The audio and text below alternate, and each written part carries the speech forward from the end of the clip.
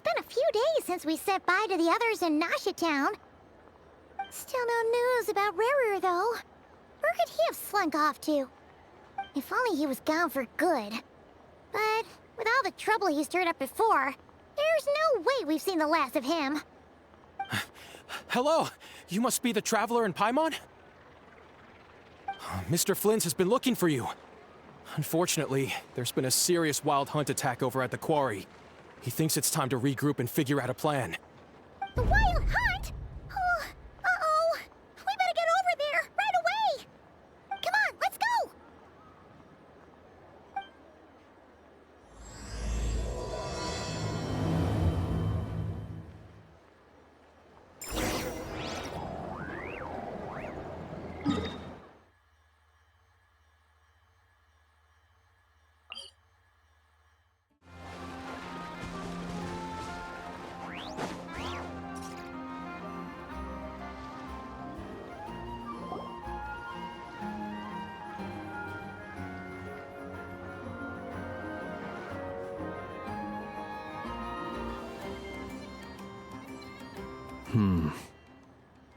I can barely sense any Kuvaki at all. This whole area feels like a soulless husk. Looks like his appetite truly is insatiable. As if the power of that energy cannon wasn't enough. He's not seriously still getting stronger? What's his endgame here? Ah, everyone's here already. Hey, we made it. So, what's going on? We've all been on high alert since we split up a few days back, expecting Rarir to strike again. But it's like he just vanished into thin air. No one has seen him nor found any trace of his presence. That is, until this morning, when a ratnik found signs of wild hunt activity while out here on patrol. As you can see, the crystalline itself is physically intact, but the Kuvaki it contained is all but completely diminished. And we're sure that Rarir did this. Who else? He's the only one who could pull off a stunt like this. Kuvaki loss has reached critical levels. Reikir of Solnari set to maximum threat level. Warning, unless de-escalation measures are taken soon, he will pose a threat beyond our ability to contain. The consequences could be catastrophic. Traveler, do you remember when we encountered Rarir just after regaining his body? There wasn't a shred of sanity left. Nothing but madness and rage. Yeah, didn't he shout out a bunch of names? Then he started raving about how nothing in this world mattered to him. Oh, Paimon gets chills just thinking about it. Oh, but the thought that he's still out there, lurking somewhere in nodkrai, waiting for his chance to strike? Oh, even chillier. Last time we fought, we were already at a disadvantage. If he has such overwhelming strength, why would he suddenly go into hiding? Yeah, if I were him and I wanted more Kuvaki, I'd just take it by force. No point staying in the shadows. Unless something went wrong. His whole resurrection thing didn't exactly go smoothly. The other thing is, how does someone who's completely lost their mind still have the wherewithal to cover their tracks so perfectly? Beats me. According to certain medical studies, insanity does not always entail a complete loss of rationality. It may be that he is simply living in a world of his own. That actually sounds about right. He was ranting away to himself the whole time, like he had zero interest in talking to us. There are many unanswered questions here. He could be right under our noses, and we'd still be in the dark. Besides his name and title, we know little about him. Certainly nothing about his past, or what he might be hoping to achieve. Exactly. And we wouldn't even know where to begin looking. Even Boss hadn't heard of the Raihir of Solnari before all this. I'd be willing to bet that even if we gathered together every scrap of intel in nodkrai, we still wouldn't find more than, like, 3 useful facts about him. So, if we do nothing, he'll just keep getting stronger. But If we want to investigate him, we have no idea where to look. Last time we had Marionette and her big robo-buddy to help us, and we still barely held our ground. If we had to face him alone... Oh, Paimon's head hurts just thinking about it. What are we supposed to do against a threat this big? Well, I do have a little hunch about his next move. Given that he attacked the quarry, I'd say it's likely he'll target other places rich in Kuvaki. Somewhere like the Eye of Krati, or the Pillar of Embla. One thing's for sure. If we just sit back and let him keep absorbing Kuvaki, we really won't stand a chance against him. A perfectly reasonable hypothesis. However, it is worth noting that these two locations are quite far apart. To investigate them both, we'll need to split up. I agree, we should split up. Right now, Rarir's goal seems to be gathering Kuvaki, not fighting us directly. Once we're done, let's regroup on Hisi Island. Wait, why Hisi Island? If I recall correctly, your largest goddess statue was carved from Kuvaki-rich ore, was it not? That's right. Yes, it could well be a potential target of his. I should head back and start evacuating the pilgrims.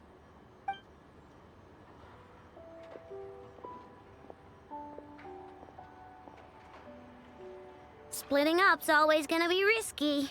But I guess we don't have much choice, right? We're in a race against time here. And if we do run into Rear, what then? That's when you follow the third rule of treasure hunting. Run like the wind.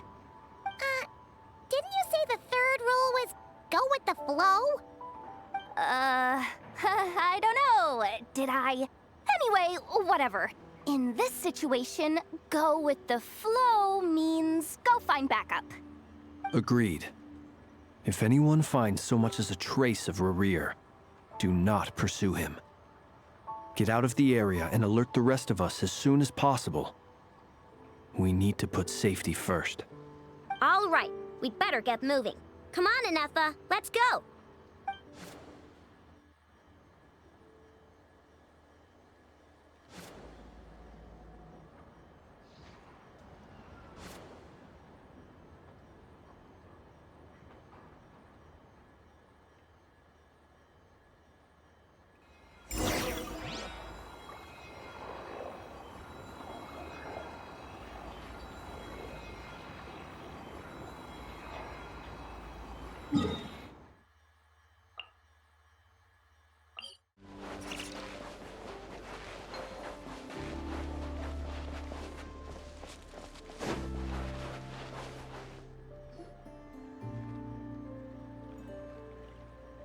Any leads? Nope. Diddly squat. No clues to where he might be hiding. It's like he's a ghost. It feels like we're sitting on a powder keg that could go off at any second. Oh, I hate this feeling. I'd rather face him head on than be left hanging like this. So, you guys didn't find anything either? Not loving the word either. How about you, Flintz? I questioned a few Ratniki and eventually narrowed my investigation down to one suspicious individual. But by the time I got to his place, he was already gone. Almost as if he knew someone was on to him. Either that, or he's just extremely cautious and doesn't stay in one place for long. He's been biding his time for a while now. The question is, where, or what, is his next target? No idea. Since regaining his body, he seems to have lost all interest in the fragment in my possession. If he did still want it, he's had plenty of chances to take it. All we can do now is hope that Aino and Anefa turn up some leads. Darn it, Rarir. If you've got the guts, come face me one-on-one! Wait, he's actually here? I didn't mean it, I swear! No, it's coming from... Silver Moon Hall! The Lady Kutar might be in danger! Let's get over there, quick!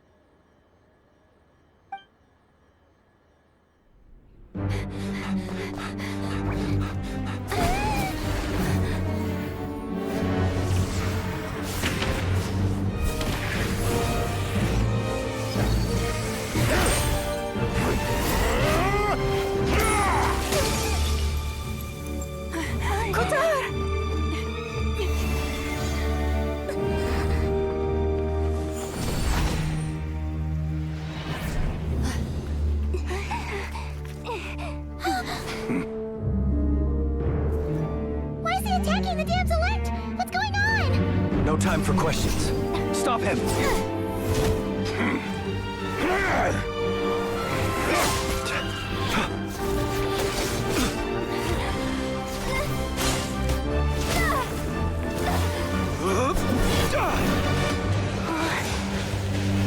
This is insane.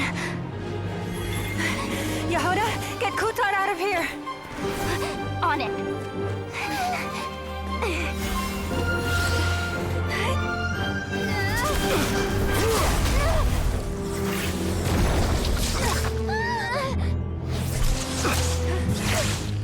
Look where your feeble light has gotten you. Now, you shall plunge into darkness. Thalindus, soon, I will find a way. Watch out!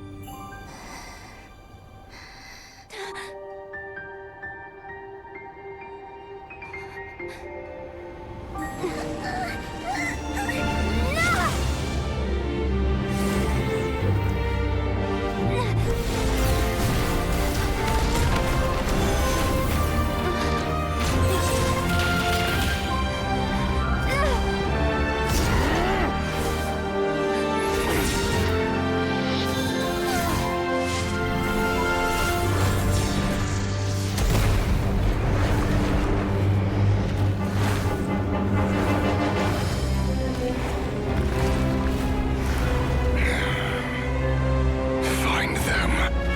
Even if it means turning this place to ashes.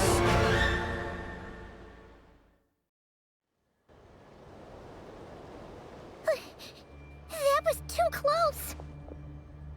We barely made it out of there alive. What's that guy's deal? How'd he get so crazy strong?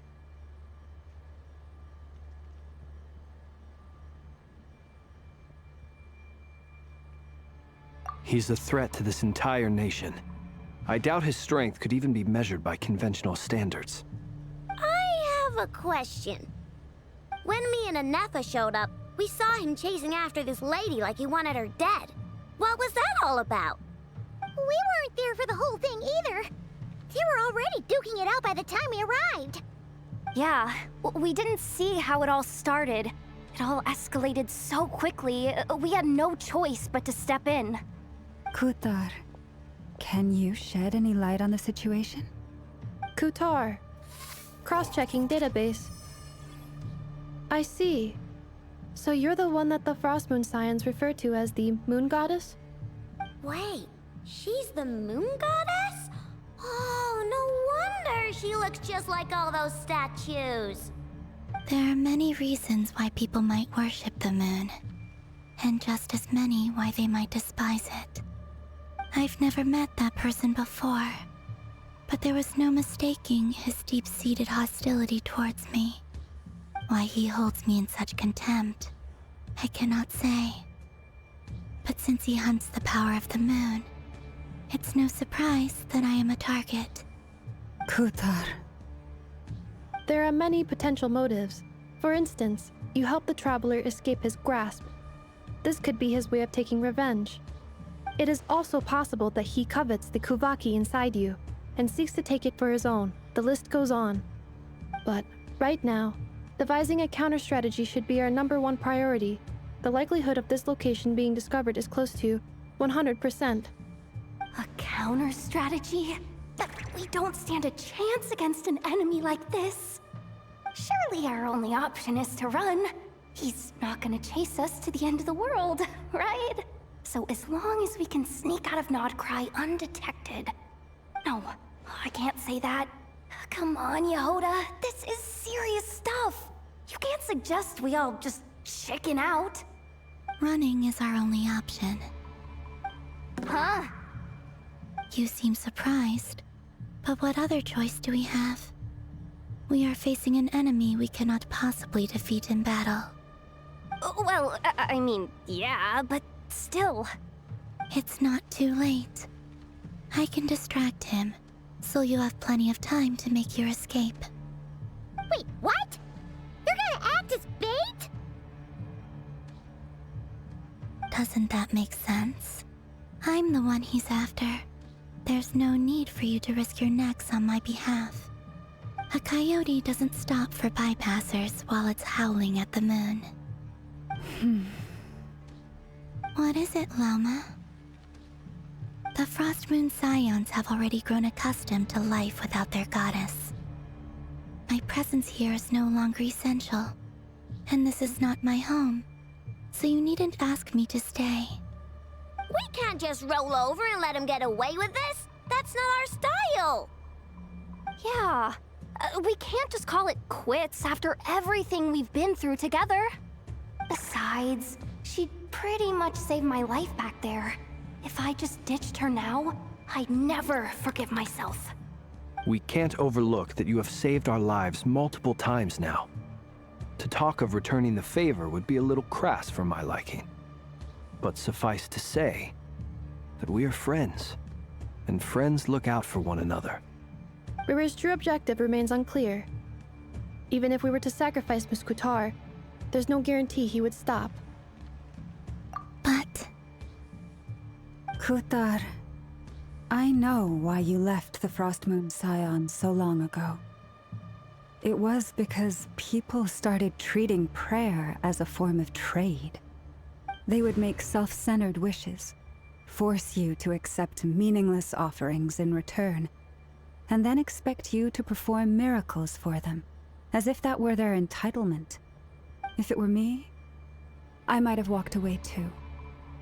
But I believe that time can change everything, and that sometimes it takes losing something precious to appreciate its true worth. After much reflection, I've realized that this was never about whether the Frost Moon Scions need you. Any relationship based on need is purely transactional. What I truly hope is that you'll choose to stay, not out of obligation, but as part of our family. You were born here, and now you've returned. Who knows? Perhaps it was the moonlight that guided you home. thank you, Lauma. But my power is on the wane. I'm afraid I will be of little use to you now. Very well then. I'll do as you say. Both times you saved us, we were transported across great distances in an instant. Is that one of your powers as the Moon Goddess? It is, but I find it very draining. I barely managed to pull it off just now, and it will be some time before I'm strong enough to do so again. Rejected by the world, my power is dwindling. Like a lake cut off from its source, slowly shrinking away. Now, it has almost run dry. What do you mean, rejected by the world? The 3 moons belonged to the ancient bygone era in which they came into being. From the moment I was born, the world itself has been steadily sapping away at my strength. The 3 moons are not one and the same. As the goddess of the Frost Moon, I cannot wield the powers of the other 2. Yet moonlight has a way of blending together. Each can reflect the other's glow. So when our fingers touched, I was able to restore my strength by drawing Kuvaki from the eternal moon's marrow. But this method of recovery is painfully slow. If only we could find the... It's the Wild Hunt! Even faster than we expected. We'll have to finish this conversation later. See how those Wild Hunt creatures are running away from us. They're likely just a scouting party, which means Rerir won't be far behind. Then what are we waiting for? Let's get the heck out of here!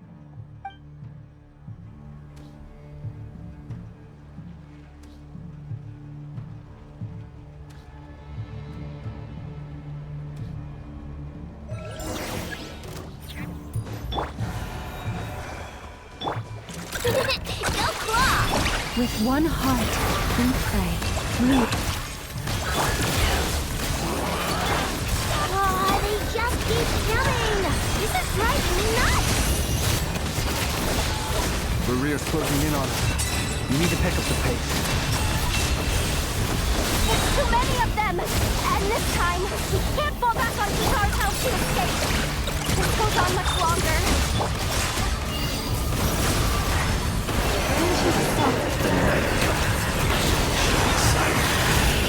Close your eyes. Fear the dark.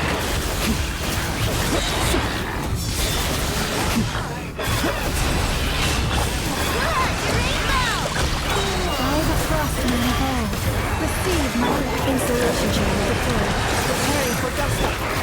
The long sleep beckons. To dust. Be silent. Do not fear the dark. Winged on water bomb! For the everlasting forest. Luscious. Ultimatum protocol. Cleanup sequence.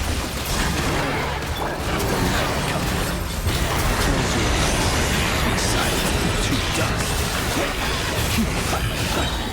Observe. Do you feel it? With one heart, we pray.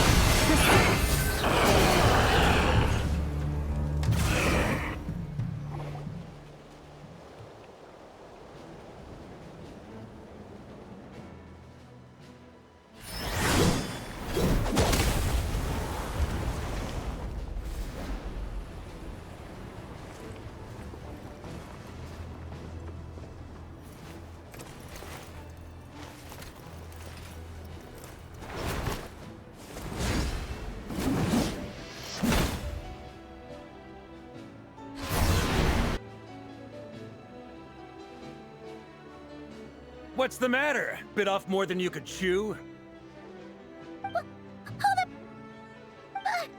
are you? Uncle Varka! You're back from Amsvartnir? Whoa! You're Varka? Grand Master of the Knights of Favonius? We could save the intros for later. Right now, let's get you all out of this hellhole. Follow me. I know somewhere you'll be safe. Oh, is that where I think it is? That's the one. Come on, move! There's no time to waste.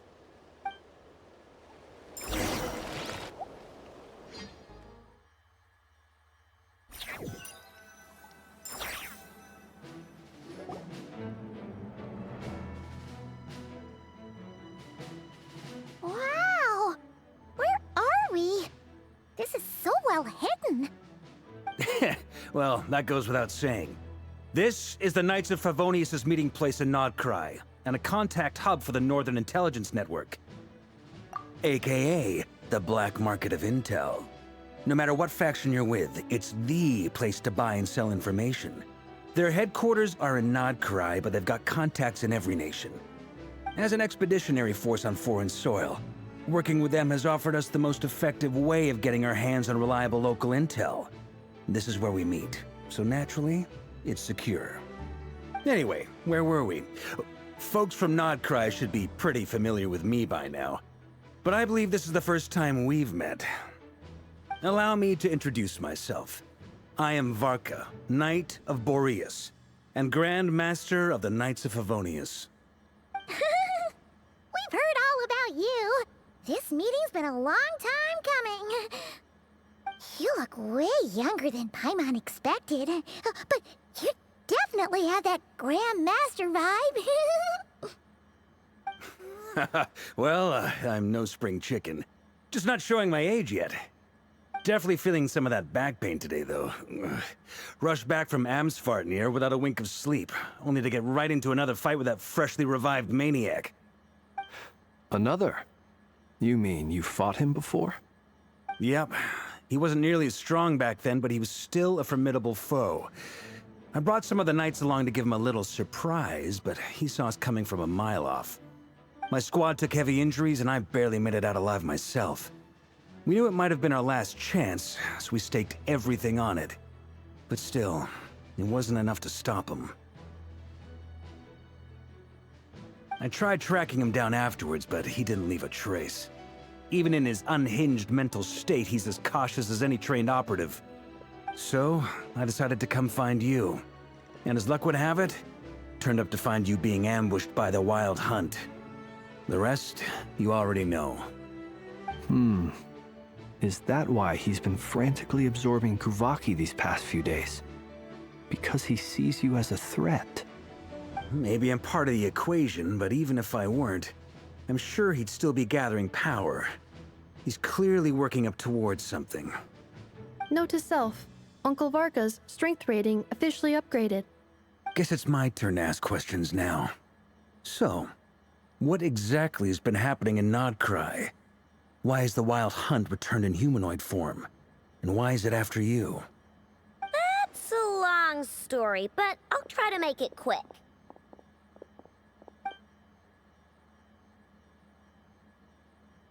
Wow, I had no idea so much had happened.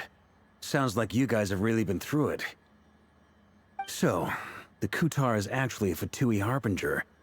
And all this Wild Hunt activity in Nodkrai is the work of the Raker of Solnari, one of the 5 sinners. Oh, that's a lot to take in. Need some time to wrap my head around it all. I'm truly sorry, Mr. Varka. You stood with us against the Wild Hunt, and did everything you could to stop it from escalating into a full-blown catastrophe. And then, the one time you're away, it all comes to a head and all your hard work gets undone. You've got nothing to apologize for, Miss Moonchanter. You can plan 100 steps ahead and still slip up. That's just life. No one knows what tomorrow holds. You can't predict which way the wind will blow next. And, to be perfectly honest, I can't say I'm surprised. For all the times we've defeated the Wild Hunt in the past, we've never been able to completely wipe it out. Turns out, we were just delaying the inevitable. But now that a new variable has come into play, fate may well take a different course. A new variable? You mean us? Who else? And in a strange way, I think his resurgence might not be an entirely bad thing. The Wild Hunt is like an unrelenting force of nature, but Rerir is an individual with an agenda. He's gotta have a weak spot somewhere. That said, while I was explaining everything just now, some of the points that Mr. Flint's added caught my attention. You mean about our mystery ally? That's right. From what you've said, not only did they lead you straight to some key files, they also shielded Hisi Island from a lethal Kuvaki blast. I don't know who or what could pull something like that off. Heck, even Miss Columbina doesn't have a clue. I hadn't heard the story about those files. Would you mind repeating their titles for me? Wild Hunt Phenomena Log, a nodkrai and Ratnik's Field Journal, and Kuvaki Survey Log. Oh. No. Still doesn't ring a bell. Another dead end. Guess all we can do now is hope that our mystery ally keeps showing up when we most need them. Still, it's safest to assume they won't be intervening again. From here on out, we'll have to resolve this crisis by ourselves. Your intel also explains something else I've been wondering about. The reason I led my team to Amsfartnir was because we'd had reports about a possible source of the Wild Hunt showing up there. But once we looked into it, it turned out to be a red herring. I don't know who was behind it, but clearly, it served its purpose. I doubt it's by chance that he happened to make his comeback while my attention was diverted.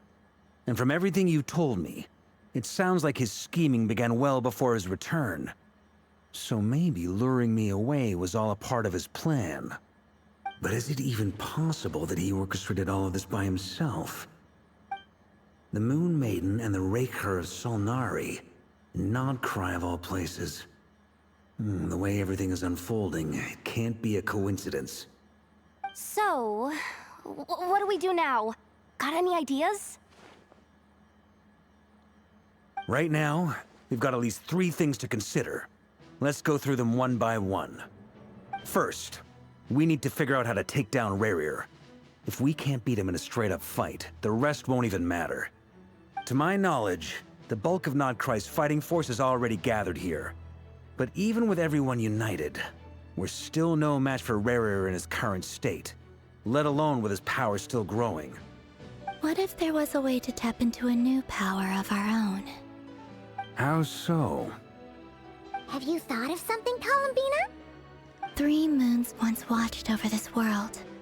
The Eternal Moon was the largest. The Frost Moon was the brightest. And the Iridescent Moon was the most mysterious.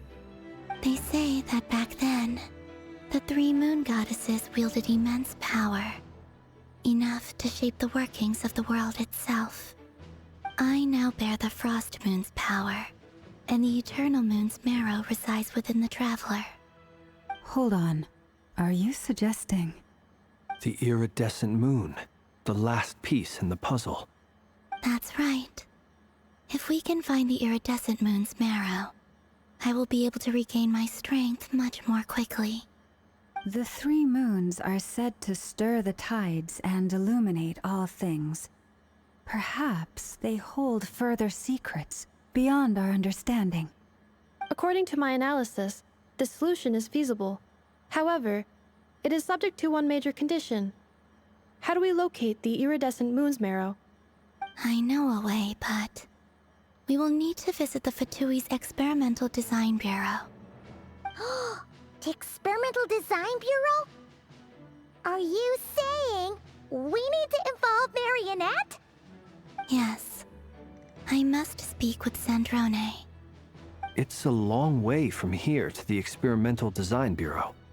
There's a high chance you'll be spotted. You shouldn't go alone. Then that's settled. Next up, our second priority. Somehow, we need to figure out Rerir's end goal. As you saw for yourselves, when he was still in his wild hunt form, everything he did was for the sake of recovering his body and resurrecting himself. His first act since then, after laying low for a while, was to try and assassinate this young lady. People's obsessions often reveal their greatest vulnerabilities. There must be a reason why he despises the moon so deeply. Perhaps it sheds some light on his title, the Raker of Solnari. The Wild Hunt has plagued nodkrai for centuries now. If we want to stop it for good, we have to get to the root cause of what's driving it. It's true. We still know very little about him. If Kuthar hadn't given us that lead, we wouldn't even know his name. But where would we even start? I doubt even the Intel Queen of Nodkrai has a clue, and she has info coming out of her ears. Oh? That's a rather hasty conclusion for someone who's so painstakingly meticulous when it comes to dealing with machines. She heard me.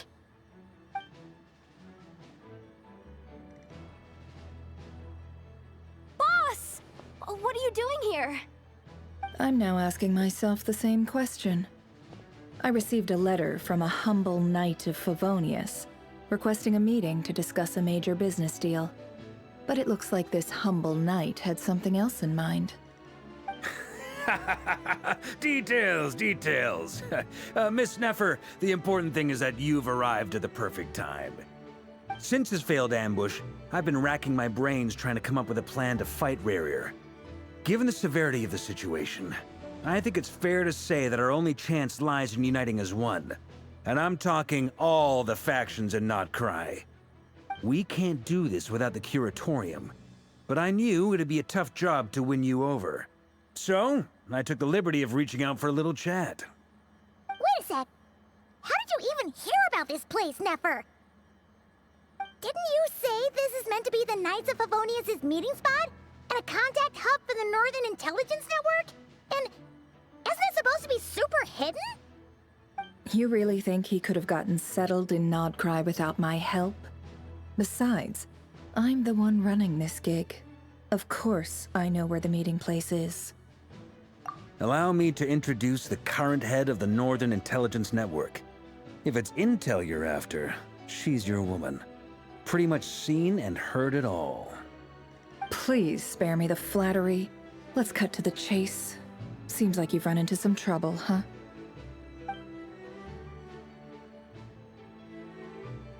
Well, this certainly qualifies as an unforeseen crisis. On behalf of the Curatorium of Secrets, I wish you all the best of luck. So you're just going to sit this one out? Why should I get involved? What could possibly be in it for me? What if we told you we can't do this without you? Oh? Then I'd say, you'd better make it worth my while. I don't work for free. I can't put a price on something like this. It's just not in my nature. But then again, you and I have always been polar opposites in this regard. So I can't exactly say I didn't see this coming. If you insist on compensation, I will pay you. Consider this a formal commission. Sound fair? You just don't give up, do you? Too bad. I know you well enough to know you can't afford my prices. The riskier the job, the more it'll cost. And a moon chanter's stipend isn't exactly generous. Unless you're planning to start passing the donation box around among the faithful. Boss, just a thought. If they come up short, maybe you can take the difference out of my next few paychecks. Things got really dangerous during the fight with Rerir. If this girl hadn't saved me, I'd be ley line fodder by now. I'd be gone for good, boss. If there's any way we can make this work, I'd really like to help her. Please? I'm begging you. This is why I'm always telling you never accept favors. They are the hardest debts to repay. You have to be careful who you get involved with, or you invite all kinds of misfortune. Very well, Yehoda, I will help. But just this once. Don't count on this happening again. Flynn's, that fragment that Rerir was after, do you still have it on you? Of course. Let me borrow it. I need it to follow up on some leads. Wait, you actually have some leads? Shh. This is top secret information. I get it. We all have things we'd rather keep to ourselves. Plus, I know we can count on you, so we'll leave the intel gathering in your hands. And that brings me to the third and final item. We need to find a way to distract him. We need time to make our move, so someone will have to stall him. I'm in for this part, no matter what. Anyone coming with?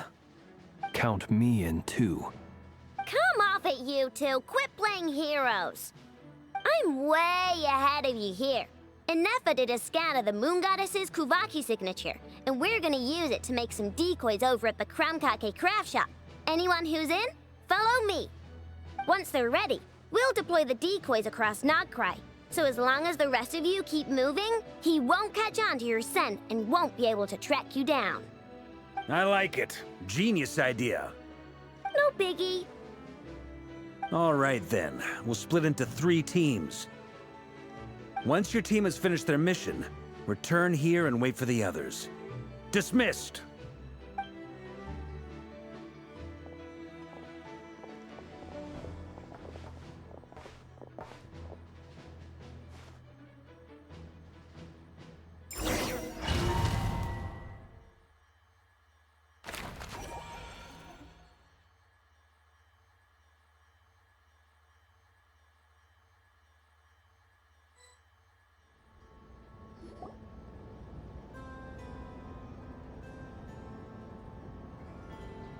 Lady Damselette.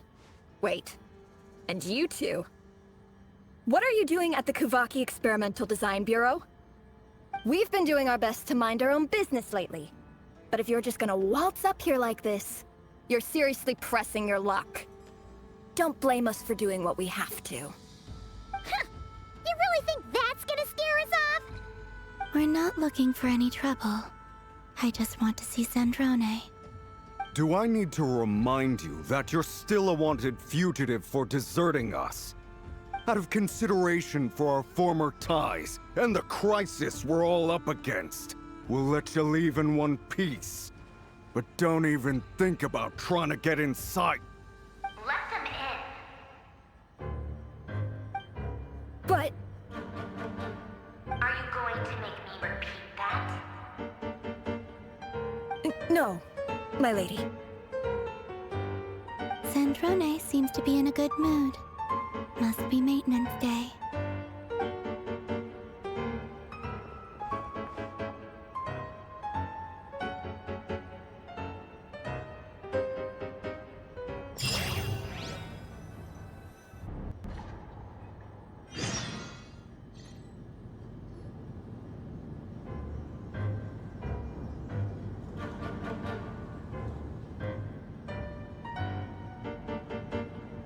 So tell me, to what do I owe the honor this time?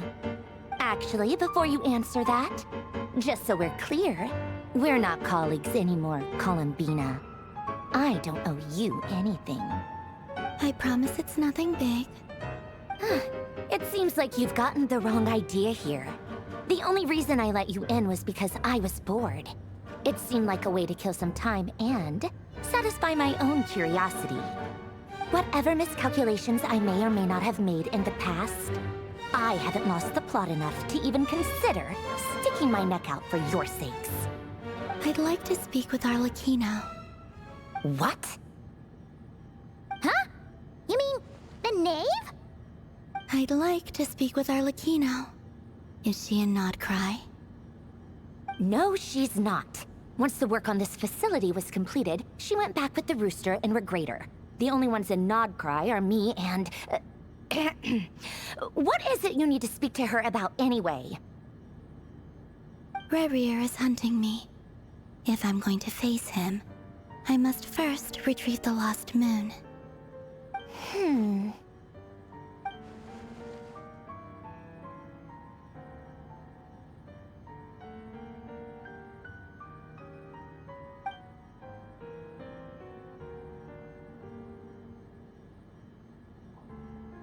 Is that a no, then?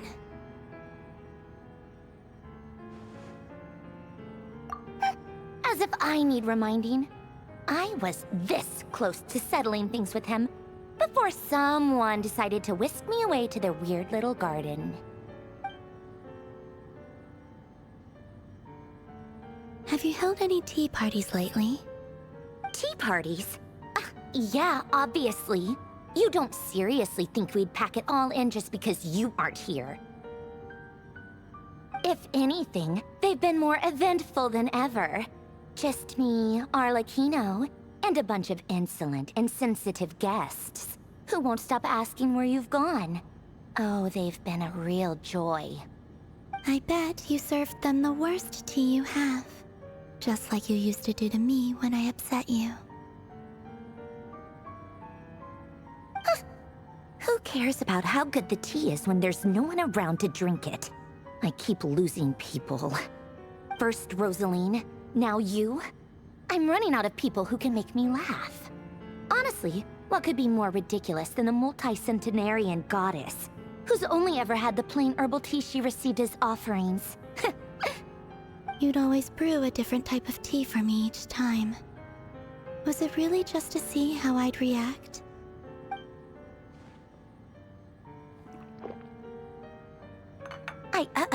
Well, duh. Why else? Watching you squirm was practically my only form of entertainment.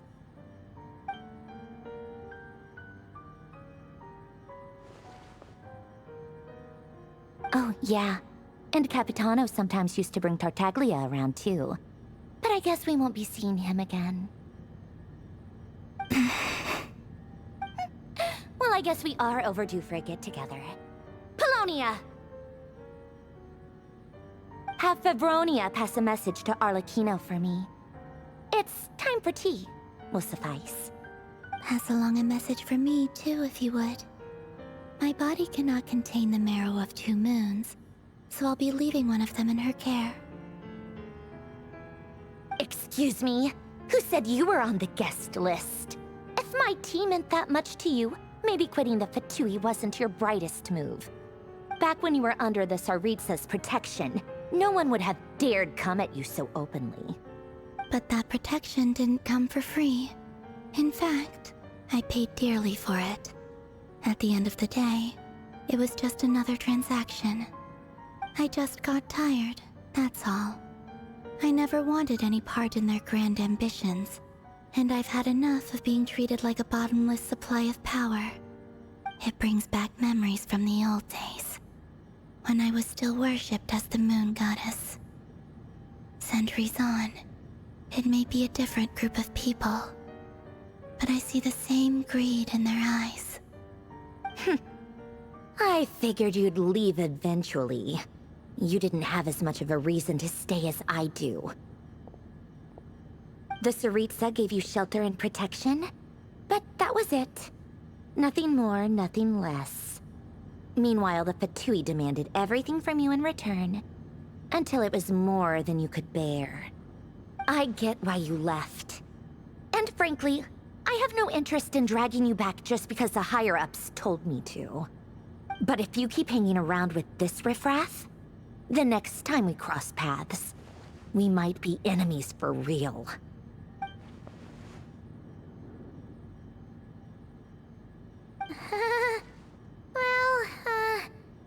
Guess that's our cue to leave.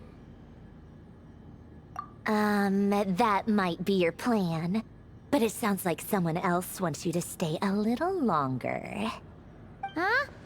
What do you mean? Listen.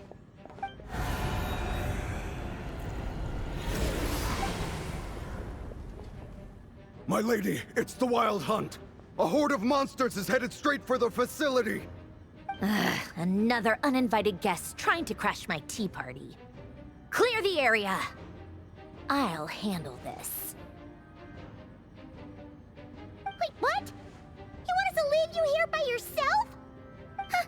You'll be lucky to make it out of this alive. You really think you can afford to worry about me? Go on, get out of here. You may have stopped Polonia from crushing him last time, but I've made sure that won't happen again. The entire Experimental Design Bureau is rigged for war. Stay and watch if you want, but it'll be at your own risk. You're not flagged as friendlies in the weapons system. Don't tell me what to do! Look, if you're leaving, make it quick, or you'll just get in my way. There's a secret passage on the second floor. It'll take you right to the plains out back. Stare all you want, Columbina. You're not getting another invitation to my tea party. I know. But thank you anyway, Sandrone. This is exactly why you shouldn't hang around with those people. All their melodrama and sentimental nonsense is rubbing off on you.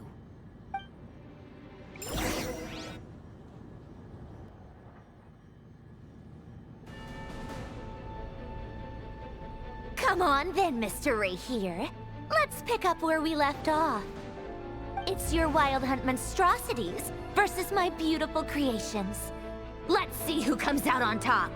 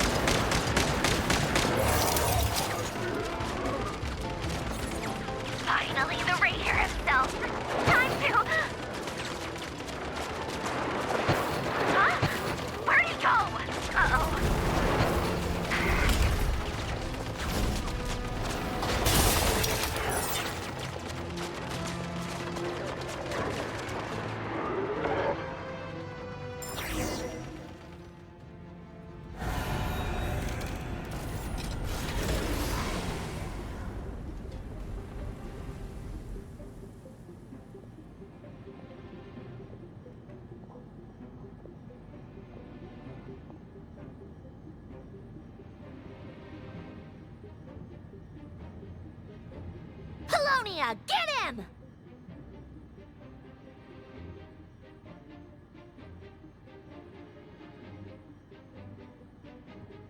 I've upgraded Livonia again since our last encounter, and uploaded every last scrap of your data. So let's finish this, once and for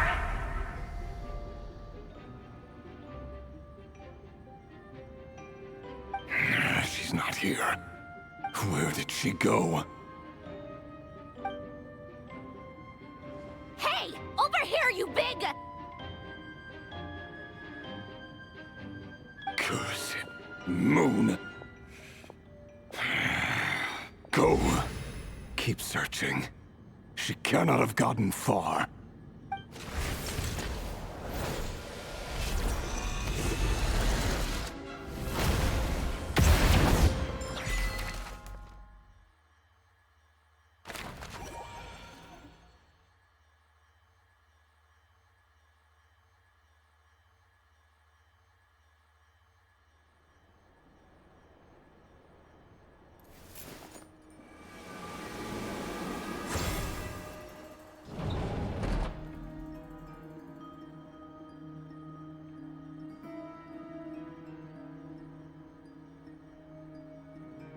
So this is your method for investigating Rarir's past. It almost looks like some kind of ceremony. Good deduction. But it's quite a different affair from what you're used to with the Frostmoon Scions. Whoa! First time I've ever been in here. Boss always said it was off limits, so I pictured some kind of creepy dungeon. But it's actually kinda nice. Oh, I guess this must be Sumero decor? That's where Boss is from. And that nice shopkeeper who sold me my treasure compass. I'm not sure exactly what you've got planned, but it looks like you're all set. When do we begin? Whenever we wish. But for some reason, I've got a feeling this isn't going to end well. I've never faced Rarir myself, but from what you've told me, his power is beyond anything I could imagine. I, on the other hand, am just an ordinary businesswoman. Our paths should never have crossed, yet here I am, forced to make an enemy of him. If you ask me, you're about as far from ordinary as it gets. So what are you saying? You're getting cold feet? Once I take a job, there's no backing out. Still, I have to ask myself if the power I'm relying on will even work on an opponent of this caliber. And also how to make sure I come out of this alive if things spiral out of control. Death is the one thing we can take for granted. It is the great equalizer, however fortunate or unfortunate we may otherwise be. So it's important to consider how to spend what lifespan we have left. Come on, boss. Lighten up. Quit talking about death. It's bad luck. For once, I agree with you. When you're up against a foe like Rarir, there's no such thing as being too prepared. Is there anything I can do to help? That won't be necessary. I've already made up my mind. Time to cash in a precious favor I've been saving for a rainy day. Yehoda, I need you to find someone for me. The sooner the better. Find who? That shady merchant who sold you an overpriced treasure compass the other day. Come on, boss. You're pulling my leg again. In what way is she shady? She showed up when I was completely lost and sold me a neat little gadget that was exactly what I needed. Trust me, she's a good person. Anyway, I know who you're talking about. Don't go anywhere. I'll be right back.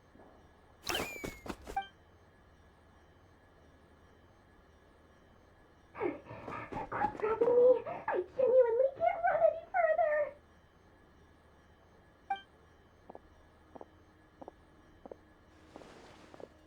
Hey, aren't you? What is it? What's the big rush? You dragged me out of a dream where I was literally swimming in Mora. I'm charging double my usual attendance fee. See, look how easygoing she is. After that rude awakening, she could have completely snapped at us. But instead, she kept it together and just asked for an extra fee. Dori Sangama Bay? I never would have pictured you two doing business together. If you want to make it big in nodkrai, it's all about connections. Lady Nefer just so happens to have a lot of intel that interests me. And she also did me a big favor in the past. It was back when I first arrived in nodkrai. My trusty assistant, the genie in my lamp, had an adverse reaction to the Kuvaki and fainted. And wouldn't you know it, that's when I suddenly find myself in a life-or-death situation. Good thing my compatriot was there to swoop in and save the day. I've been giving her a 30% discount off all of my goods ever since. Now, so that no one here feels left out, I'm willing to extend a 20% discount to fellow friends of Boss Nefer. Plus, any other friends you send my way will enjoy 10% off. What can I say? The great Lord Sangama Bay is nothing if not generous. So, let me guess. You've run into some trouble? I've got everything you could possibly need, and the more you buy, the more you'll save. You guessed correctly. What have you got in the way of survival gear? The one type of gear I've never been short on. What are you looking for? A jetpack fresh from the Academia's labs? An ancient suit of armor dredged up from the bottom of the sea? At the very least, I need to know what kind of opponent you're dealing with here. If even you're worried about staying alive, it must be pretty serious. What if I told you it's someone with the power to bring a nation to its knees? Is that so? Then we really are talking top-shelf treasures. I don't have anything like that in stock right now. I'll have to ask my supplier. Your supplier? A powerful woman, make no mistake. I can't reveal her identity, but luckily for you, I hear she's planning to visit nodkrai in the near future. If you're willing to wait, I can ask her when she's here. Can't say exactly how long that'll be, though. Then, let me put it another way. What would you do if you encountered an enemy like that? Roll over and serve yourself up on a silver platter? Of course not! I have a handy little trinket from one of my generous suppliers, which... Hold on. What exactly are you getting at? No! This is for my personal use only! Let's just say I'm borrowing it, all right? Just for insurance purposes. You'll get it back later. Favors are the worst kind of debt to owe, and now you've got a chance to repay one. A win-win situation, don't you think? Fine. You can borrow it for 5 days. No, make that 3. And for every extra hour after that, I'm charging you 1,000,000 mora. Deal? Deal.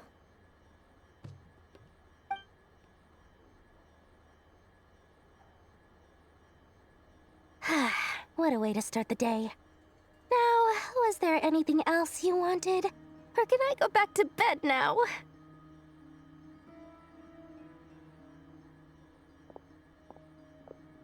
That will be all. Take care now. Don't trip up on your way back, friend. See you later! You're my favorite shopkeeper.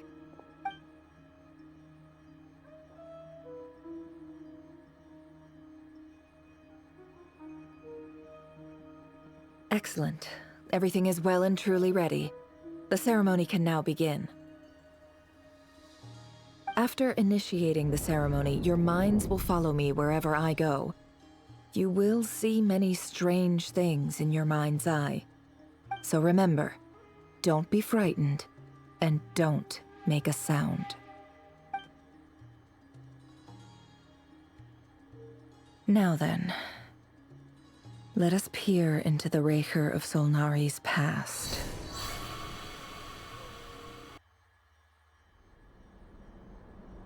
I made it.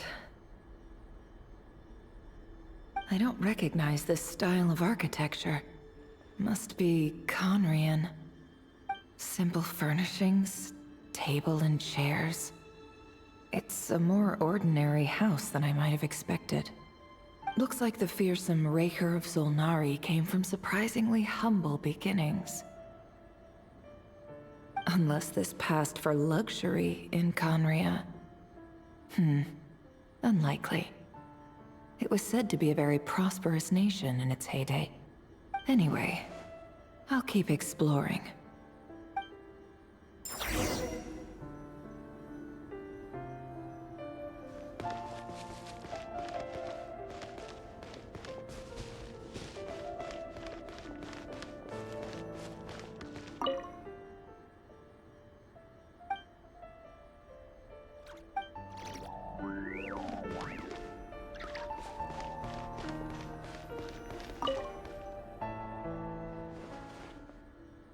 Hi, Revere.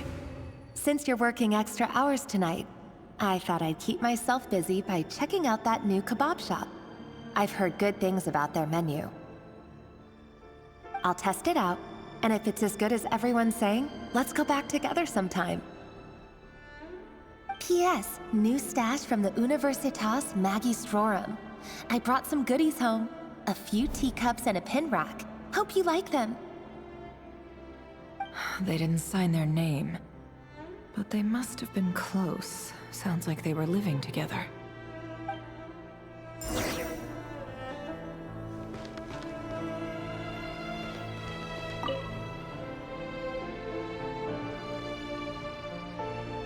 I went over to Joseph's for drinks today. They have a fine collection, but I went alone. Felindis was tied up with something and couldn't make it. Joseph asked why I came alone, but I didn't really have an answer. He then went on to ask about other things. If you ask me, someone who asks that many personal questions is too nosy for their own good. But if he invites me again, chances are I'd still go. Felindis.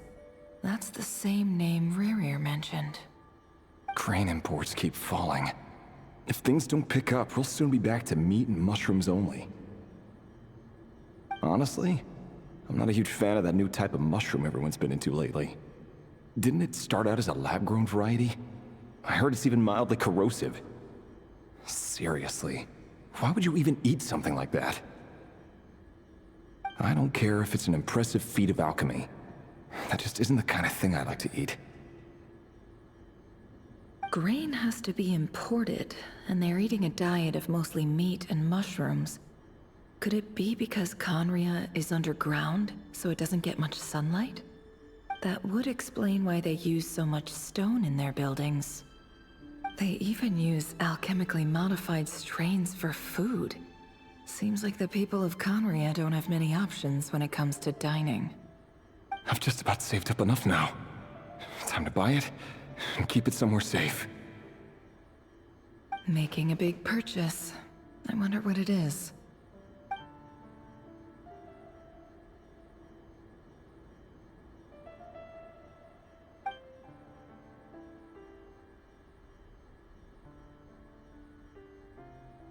He really is a professional. No wonder he's so good at covering his tracks. Despite what he's become, it seems like he's retained certain habits, at least in this regard.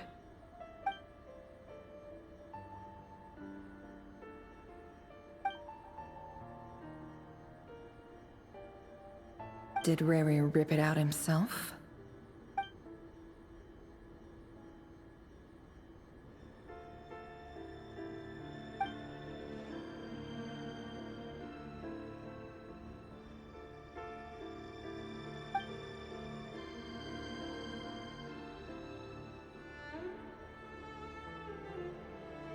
Before I met you, I was convinced that my heart was nothing more than a stagnant pool. The burial place of a fallen moon. A withered, windless grove where the waters rested forever unrippled. It was you who helped me see that my heart hadn't entirely withered away. That it could still beat to the rhythm of love. This is just trivial sentimentality from the looks of it. Why would he go to the trouble of hiding that? The burial place of a fallen moon.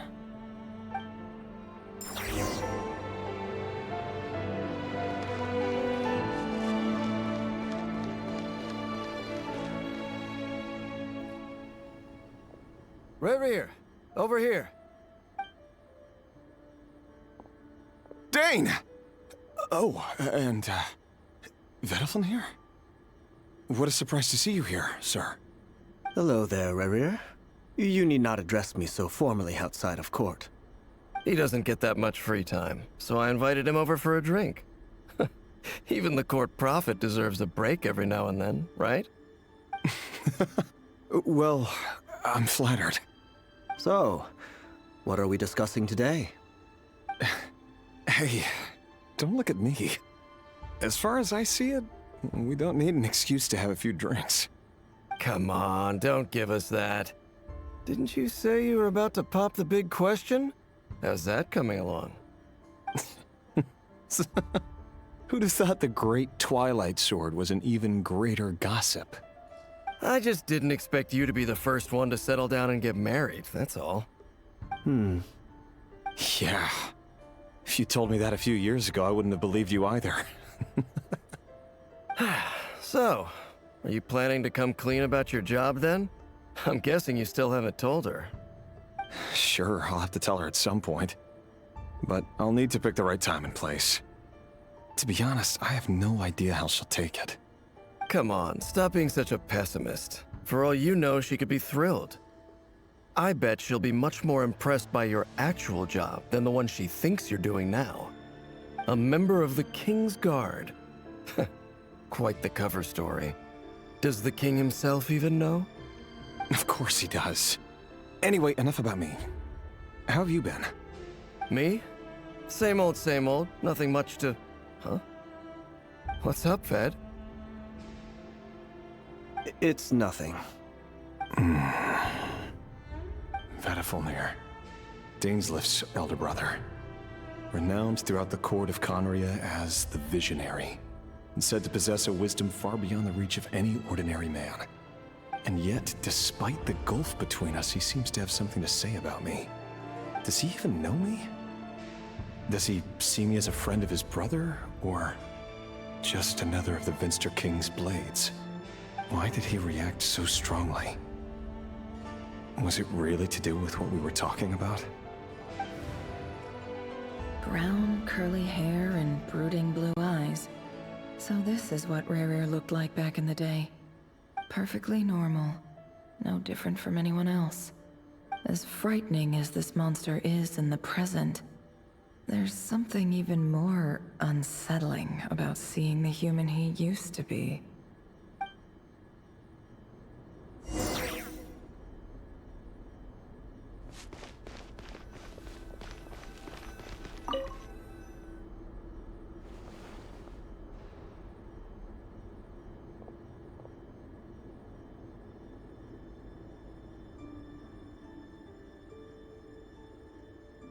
Felindis? You're back early? Our equipment's being serviced today, so I got off earlier than usual. How's your day been? Aw, why the long face? Is something the matter? Has your boss been giving you a hard time again?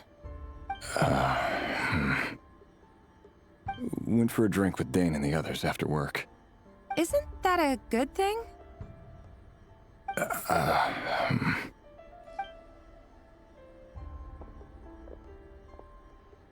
Vediflin showed up today, too. You know, Daneslif's older brother. Ah, Mr. Vediflin. Yes, I've heard of him. They say that everything he says ends up coming true. He overheard Daneslif mention that I'd recently proposed, and seemed to have an issue with it. But when I asked what it was, he kept it to himself. So, you're worried? You could be such a child sometimes, Reverie. We're nobodies. Why would the Visionary be concerned about us? I'm sure someone in his position has much bigger fish to fry. Maybe you're right. You worry too much, Rerir. We've been together for ages now, and everything's been going so well, has it not? You've even proposed to me. So, you do remember. Tell me then. What's your answer? Like I said, I need some time to decide. You can't just rush into things like this. We may be nobodies in the grand scheme of things, but if we want things to work out, we've still got to plan ahead. All right. Take your time. Just don't keep me waiting forever. Nobodies. Sounds about right. In the eyes of people like Vedalfnir and Dainsleif, what do we matter? Can someone whose gaze is so fixed on a far-flung future even see the present clearly? Besides, the dynasty's fate rests with the king and his inner circle. Whatever I do, it won't make much difference. Meanwhile, every idea they come up with and every decision they make, it affects everything. These days, the king is lost in his research, and the purge of the Crimson Moon bloodline grows ever more intense. The opposition tried to speak out, but nothing came of it. And I'm under no illusions as to why. Because we eliminated them and got rid of their bodies. A man can have 1,000 reasons to carry a sword, but there are few good excuses to use it. Yet the king has never even considered a gentler approach, and he never will. What becomes of someone who kills on another's behalf? Can he ever find true peace?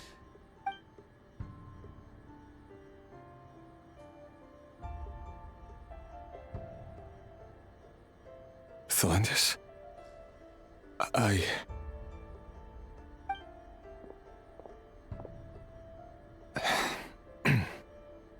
It's nothing.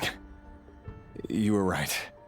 Fate has never smiled upon nobodies like us. But by the same token, it's unlikely to bear a grudge against us either. There's no reason we can't keep living happily together, cherishing the simple joys of each day as they come. See? You just need to stay positive, Rerir. I can feel your warmth, your breath. You're right there, right by my side. Just seeing you makes me happy in a way I can't explain, and that's something that no one could ever take away from me. So smile, my love. Let go of that frown. You're right, Thelindis. I've just been overthinking things. That's better. Getting caught up about things like this will only ruin our evening. Speaking of which, all set for the ball tonight? I need to go get ready. You go ahead. I just have a few things to take care of, then I'll come join you. Even busier than the big shots, huh? Fine, I'll go get started. But don't be late. If you keep me waiting too long, I won't be a happy bunny. Relax. I'll be there. Seriously, though, you drive a hard bargain. You're really gonna leave my proposal hanging and still expect me to take you to the ball? Well, that goes without saying. I already told everyone I'd be coming with a dance partner. Besides, they're two completely different things. Let's take it one thing at a time, all right? All right. White outfit it is. It seems like Rerir was deliberately hiding his ties to the intelligence services by giving the impression that he was just an ordinary member of the Venster King's Guard. He clearly doesn't want his would-be fiancée to know about his other life. Then again, that's hardly surprising. People in the intelligence trade rarely do. Who'd have thought we were in the same line of work? Let's dig a little deeper.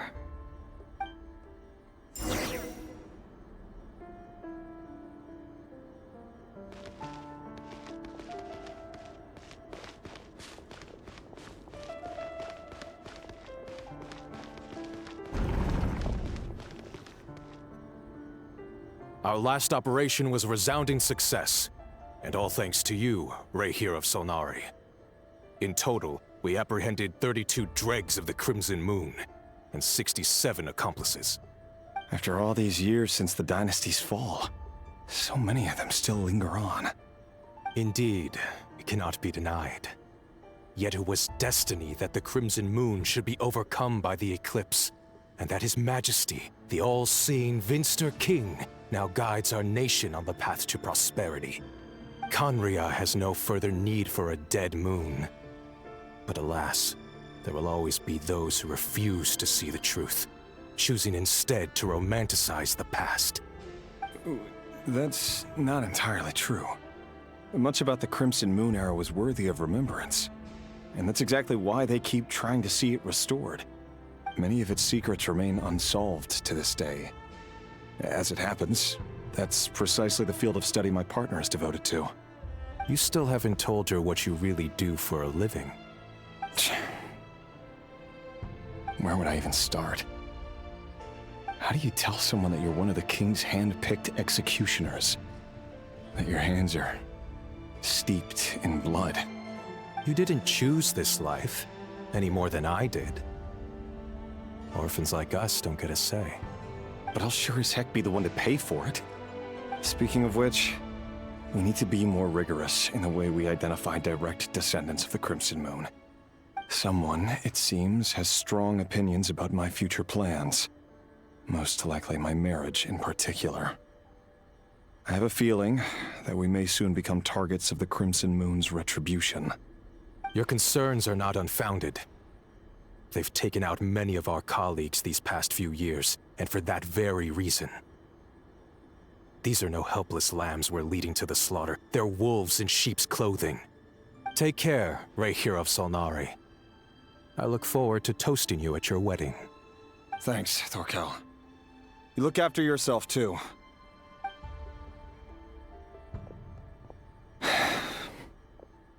Thelindis, I never wanted to keep this from you. You're the last person I would ever want to lie to. But that's exactly why I can't tell you everything. There are things you shouldn't know. Things you cannot know. The moonlit dynasties are a thing of the past. Yet even now, with the sun shining high in the sky, there are those who would call forth a dead moon's ghost. Could that be why Vedalfnir held back? Or was it because of some court secret he's not at liberty to share? I have to get a clear answer from him.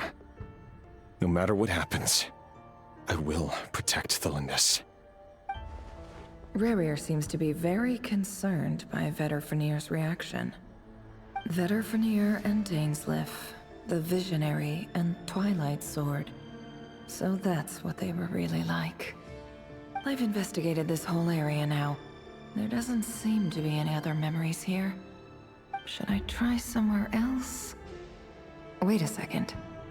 What's this black smoke?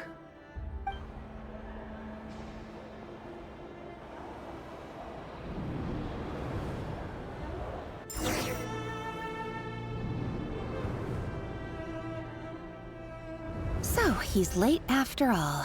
Just you wait, Rarier. You're in for it. Big time. Are you waiting for someone, ma'am? Could I tempt you into buying some flowers? Oh, sure. Pick me out a pretty bunch if you would. Thank you. But I'm afraid none of them are as pretty as you. For someone so young, you sure have a way with words, don't you? I'm only telling the truth. Look me in the eyes. You'll see I'm not lying. May we have a word in private? Who are you? And what do you want? It doesn't matter who I am. Too many of our kind have fallen lately, so I decided to take the risk of reaching out. Not long ago, the Rayhir of Solnari led an assault on one of our strongholds. We suffered many casualties, and many who came to our aid lost their lives as well. Sorry, I don't know why you're telling me this. And I don't want to get involved. Wait, hear me out. This time we finally got a clear look at his face and learned his true identity. His name is Rarier, and he claims to be one of the King's guards. What did you say? A cruel irony, isn't it? The man you're set to marry leads a double life as a brutal executioner. But surely, you must have caught a whiff of the blood on his hands. Why are you telling me all of this now? Simple. It's because... How strange. Rerir was nowhere to be seen in that memory. It clearly belonged to Thelindis. Rerir couldn't possibly know what happened if he wasn't even there. Why would her memories appear in his fragment? The ceremony won't last much longer. I think it's time to call it a day.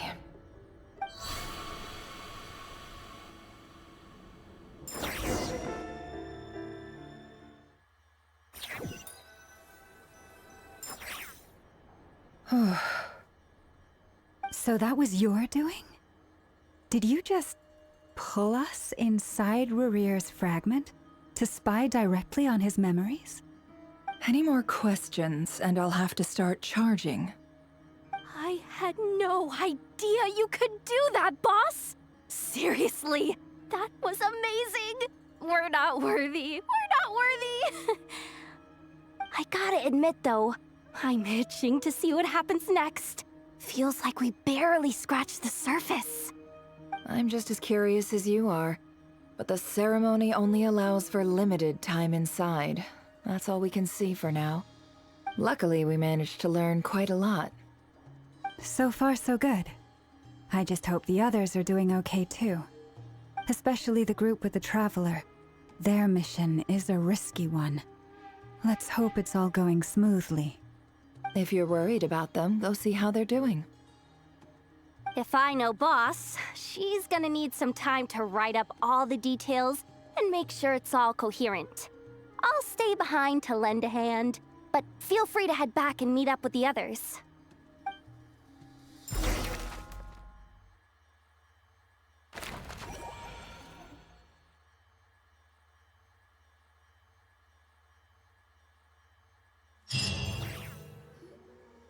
Oh, they've been prowling around for nearly 2 days now.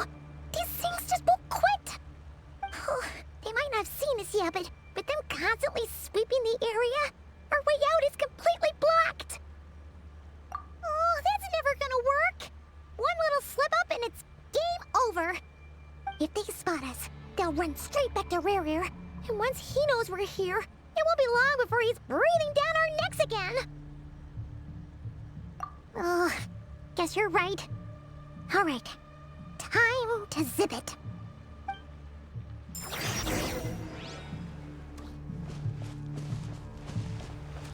Quick, hide! We almost got spotted! Phew, that was a close call.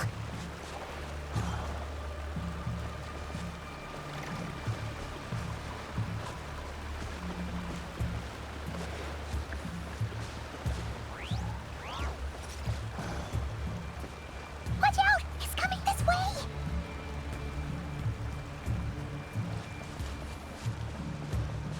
Keep going. We're nearly there. This is the final hurdle.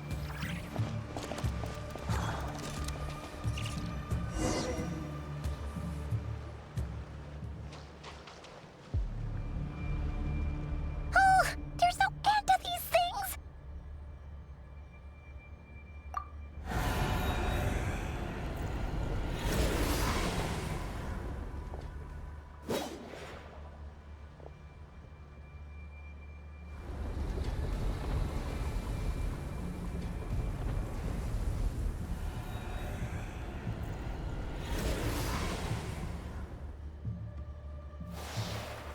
Fire.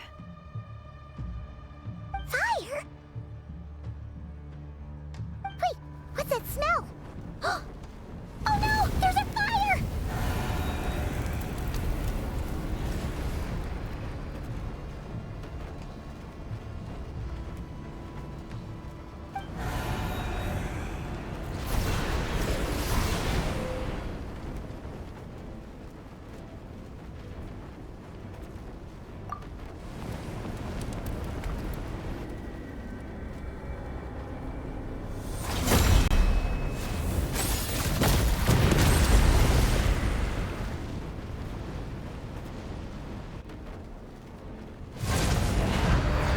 Sandrone was right.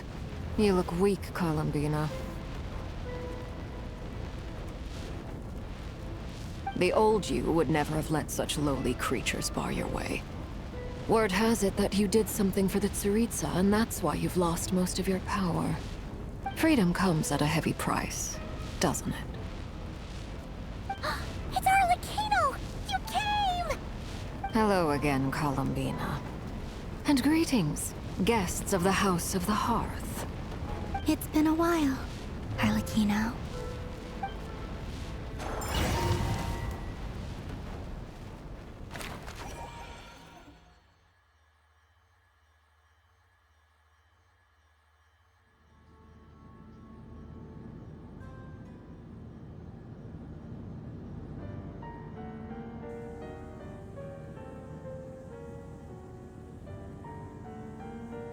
Stupid right here of stupid Solnari. Ugh, whatever. I've got all the data I need. Next time we meet, you're finished.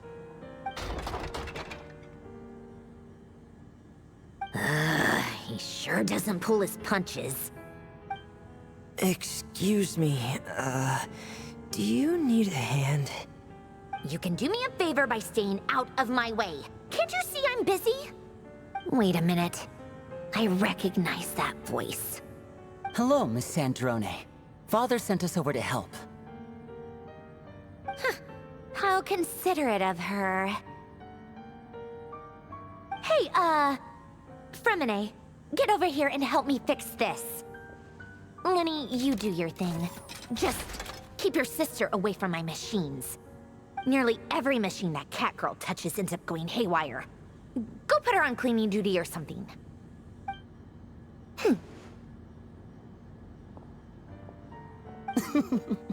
Then let's start downstairs. Fremine, we'll leave this place to you. You've got it. Wait a second. Pretty sure there's still some tea in the cupboard. If you want some, you'll have to make it yourselves.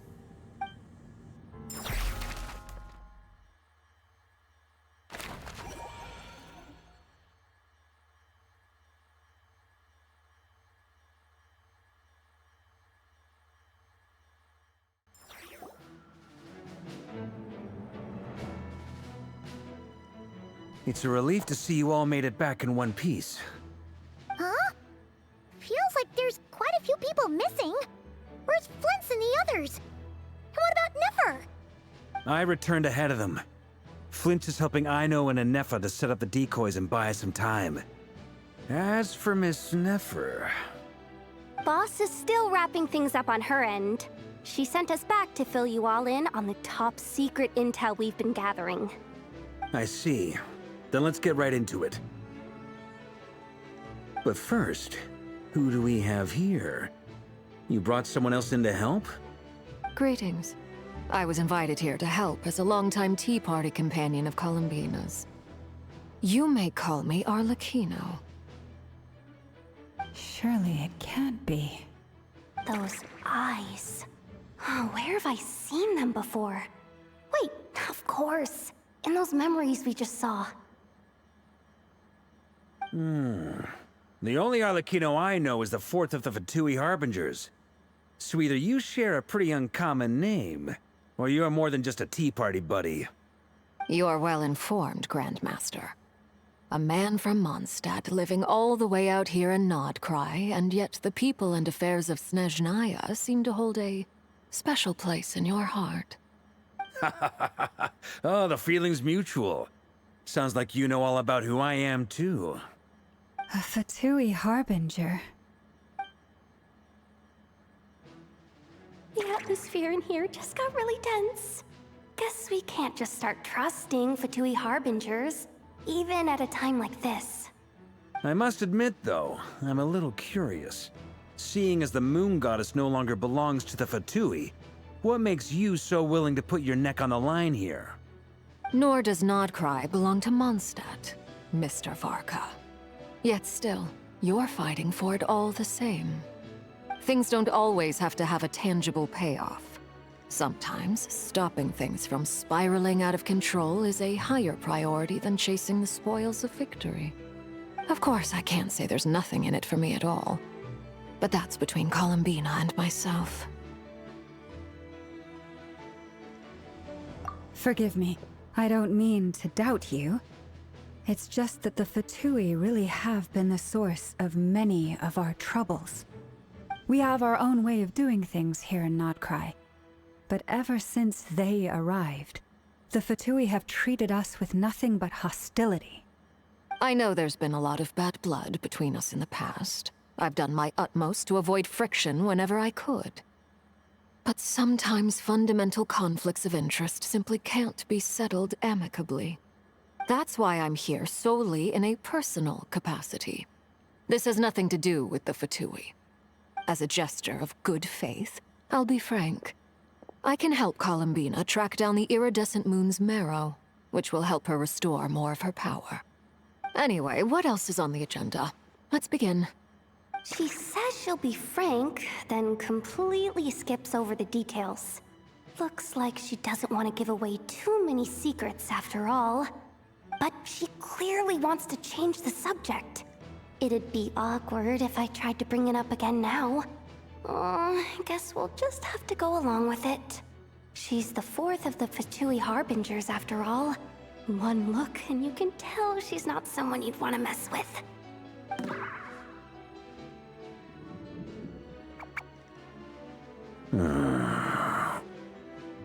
Well, since Miss Arlecchino sounds confident in her ability to handle that, we'll proceed to the next topic. Yehoda, time to share that top-secret intel. All right, listen up, everyone. First, we now know that Rerir was originally a Conrian secret agent whose primary mission was to hunt down and assassinate the so-called Dregs of the Crimson Moon. The Dregs of the Crimson Moon? Mm-hmm. In the memories, there was a lot of talk about the Crimson Moon and Eclipse, and a whole bunch of other stuff from the time of Conria. To my knowledge, those were the names of two different Conrian dynasties. Long, long ago, it is said that the people of Conria worshipped the Crimson Moon, drawing a mysterious power from its reflection. But one day, a coup saw the Crimson Moon eclipsed, hence the name of the new dynasty that replaced it, and how it became the new emblem of Conria. Still, long after the Crimson Moon dynasty had fallen, the last ruler of the Eclipse dynasty, the Vinster King, still coveted the secrets it left behind. So, he sent the Rehyr of Solnari to secretly hunt down the Crimson Moon's few remaining followers. In those days, Rehyr showed no signs of madness. In fact, he was as normal as any other person. Oh, and he had a fiancé, or at least a would-be fiancé, called Tholindis. What's the matter?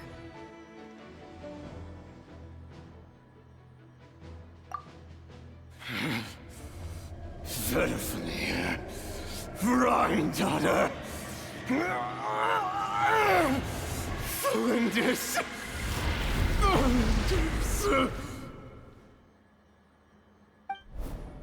Interesting. Anything else? What about this would-be fiancé of his? Do we know anything about her? Well, she was a researcher at the Universitas Magistrorum, but it felt like she was hiding some kind of secret. Oh, and one more thing. For some reason, Rehyr's fragment also contains some of Tholindis' memories, though only a very small portion. Well, no shortage of potential leads, I'll give you that. In any case, it sounds like we can conclude that while Tholindis was still around, Rehyr appeared to be lucid and quite normal. Tholindis, it seems, must have been the one thing in this world that he couldn't let go of. Tell me, though, were these pure-blood Conrians we're talking about here? Why do you need to know that? Hold on. If she was a pure-blood Conrian... Oh yeah, just like how it was with the captain. If we could somehow find her, do you think there's any chance Rehyr might regain some of his sanity? It's possible, but it would take a miracle. We can't pin all our hopes on that. That merchant who Nefer knows, Dori Sangama Bay. Maybe we could hire her to look into it. All right then. Let's keep working in our separate teams. Traveler, Paimon, Kutar, and Miss Arlecchino will go look for the iridescent moon's marrow. As for the others... On the way over here, I noticed that the wild hunt monsters had grown even more frenzied in their search for Kutar. At this rate, the people living here will be in grave danger too. So I'm thinking of gathering together some of our followers to go wipe them out. I'll head back to the curatorium and meet up with the boss. Feels good knowing we've all got something to be getting on with. Given that the Wild Hunt has been a lot more active lately, the Lightkeepers have likely begun their own operations too. If that is the case, someone will need to pass the news on to Flint's. I'll hold the fort for now, then discuss our next move with Flint's, Aino, and Anefa when they get back. All right then. Well, the clock's ticking. If that's everything, we'll be on our way. We'd better get moving too. We'll try to buy you as much time as we can. Relax. Just do your thing. Now, I decided to call in some backup since things are getting so hairy. Our reinforcements should be here any minute now. Stay safe, everyone. Dismissed.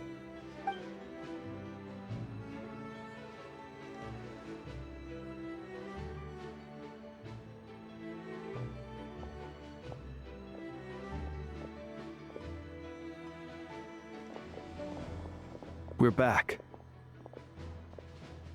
Did we get here a little early? Or a little late? A tad late. The others have already set off. To summarize, our resident moon goddess has found us a new ally, and Boss Nefer has uncovered some promising info. Everything going smoothly on your end? Not great. I don't know how long we can stall them for. The decoys are getting taken out way faster than we imagined. I'm gonna make some more later, but I need a timeout first. I'm so tired right now. Oh, right! Inefa, could you fill in Uncle Varka on what we just discussed with Flint's? Sure.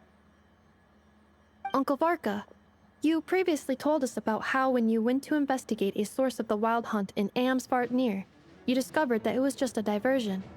But according to Flint's intel, several outbreaks of the Wild Hunt had already occurred in nodkrai in the period leading up to that. That was before Rerir had regained his body, when he was far from regaining his full strength. In other words, in theory at least, he still lacked the means to act in two places at once. Flint's, with everything that's been happening, the Lightkeepers across nodkrai are rallying to fight back against the Wild Hunt. They're gonna need your help. I know, I'm sure you're capable of coming up with something far more effective than decoys. But for now, you should stay here and get some rest. Anefa and I will head back over to Amsvartnir to see if there's anything I missed. I told you Uncle Varka would say that, didn't I? A deal's a deal. Not a word about my snack intake for the next week. Database updated. Reliability of Aino's predictions increased. What does that mean? They were betting on how you'd respond after hearing their intel. It's the obvious choice, isn't it? That's hardly worth betting on. We already decided that Anefa should go investigate the situation over at Amsvartnir on her own. You might as well stay here and keep watch. Someone needs to hang back and oversee our strategy meetings. And besides, you still haven't fully recovered from ambushing Rerir. So I've ended up with the easiest assignment. Well, I appreciate it, everyone. See you when you get back.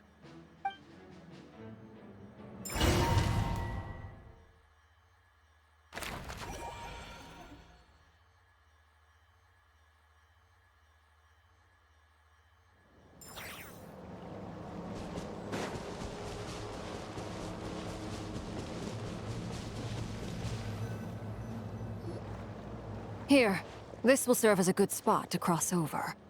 Arlecchino, hold up a second. Since you brought us all this way, would you mind telling us what you've got planned? We still haven't got the slightest idea what's going on here. And if even Columbina doesn't know where the iridescent moon's marrow is, how do you? Simple. Because I am an inheritor of the royal bloodline of the Crimson Moon, and one of the last surviving embers of the Two Worlds' flames. Huh? Are you serious? Isn't you're a descendant of that Crimson Moon dynasty we were just talking about? The one from ancient Conria? Your surprise is understandable. I was also taken aback when I first learned of it. But the more I thought about it, the more I realized the signs had been there all along. When I was young, I discovered I could wield a very special kind of fire.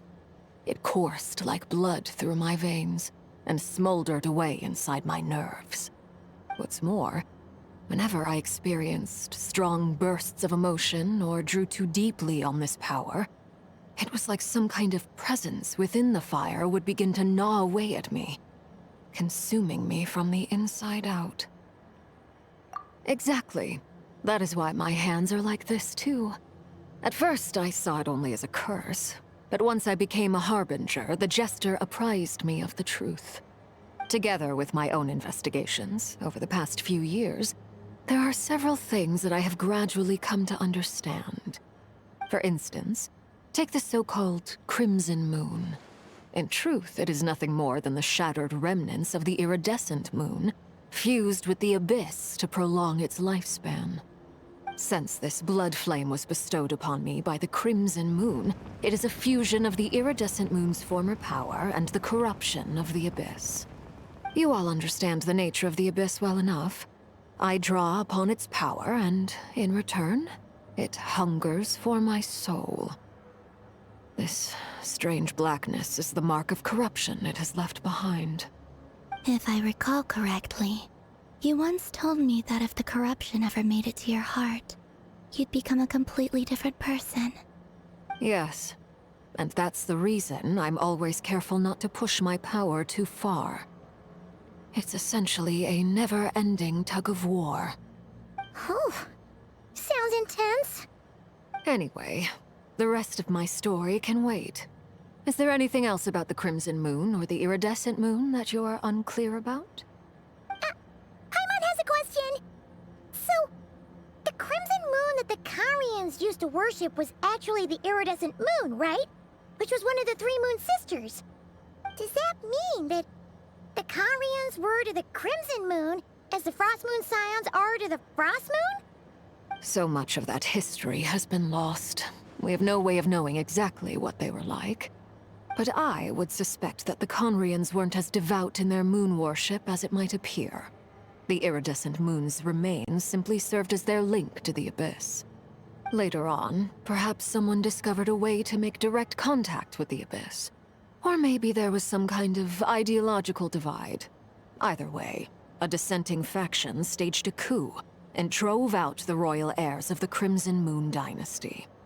Still, even with the dark sun looming high overhead, the Crimson Moon's glow never truly faded. If you want living proof, it's standing right before you. The first time we met, I sensed something familiar in your presence. When I looked at you, I felt I could see that mysterious red moon in the corner of my eye. In your flames, I saw its broken image, surrounded by a strange black aura. Well, I appreciate that you kept it to yourself. Much about the Crimson Moon is still a mystery, and I'd prefer not to end up as the object of an insane research project. Anyway, time is against us here, so if there's any other questions, they'll have to wait. I just want to make sure I've got one thing straight. In her letter, Sandrone mentioned that since you are unable to contain the iridescent moon's marrow yourself, you intend to leave it in my custody. Correct? That's right. For now, it's the only way I can pay you back for your help. The iridescent moon is already part of who you are. So with its marrow in your possession, you'll be even more powerful than before. Deal. Then let's get started. started. What does this place have to do with the Crimson Moon? When I first became a Harbinger, the Jester gave me a book called Paranhari, also known as Leobranto Inamorato. You should be able to buy a copy next time you're in Fontaine. It's a love story set in the Crimson Moon era, but setting aside the tangled romances of its characters, it also records a few interesting details. In the Crimson Moon era, or so the story goes, there was an orphanage that received children from beyond the bounds of this world, and subjected them to a peculiar induction ceremony. Beyond the bounds of this world? For real? And what kind of induction ceremony? The Crimson Moon sages looked beyond this world for beings with powers that surpassed the gods. But fearing they might lose control, they subjected these children to a process of refinement. They made these children crawl up a fireplace and kept asking them, "Have you died? Did you see it?" Until they finally admitted to having died and seen a crimson moon. The adults embraced the children who passed the ritual, telling them, "Within the fireplace, you have traversed the flames between two worlds. Here and now, you are born anew." The book leaves much unsaid, but I suspect that this was their way of branding the children they had enrolled, leaving an indelible mark upon them so that they would forever live in the Crimson Moon's light. That explains why I can't sense the Crimson Moon's marrow in this world. It makes sense that it would be sealed in a special space that can only be accessed temporarily through some kind of ritual. But there's no fireplace here. Do you see a chimney anywhere? Oh, are we supposed to build it ourselves? Okay, fine. Paimon will go find some bricks. That won't be necessary. The fireplace is purely symbolic. The key to the ritual is crossing the flames between two worlds. In other words, the flames that burn within me. Those burned away by such flames leave behind a kind of ghostly afterimage in the world. In the days of Conria, people believed they could be used to bridge the gap between the two worlds of life and death. In short, I can open a passage to that space for you. That's the easy part. The catch is I'll need to stay on this side to keep the passage open, so I won't be able to come with you. Once you're inside, you'll have to find your own way. Very well. Then I'll open it up. Traveler, spare me a little more moonlight if you would. I may need it.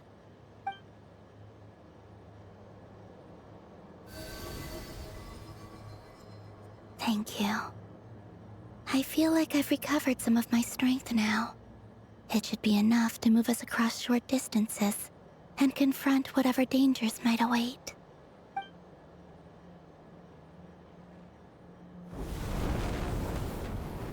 Mistress of the seven hues of ages past, great mother of the present, crimson-clad sovereign of the two realms, by fire severed, by fire renewed, I offer myself now and beseech your descent.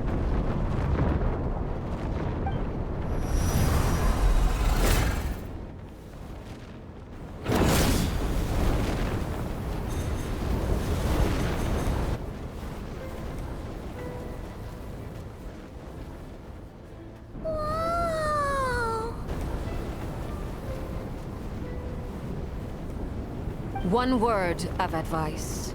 As you're crossing over, no matter what voices you hear, do not answer. Got it! I sense a sinister gloom inside, but also the familiar light of the moon. I feel that I am about to meet an old friend who has changed beyond all recognition. All right, let's go.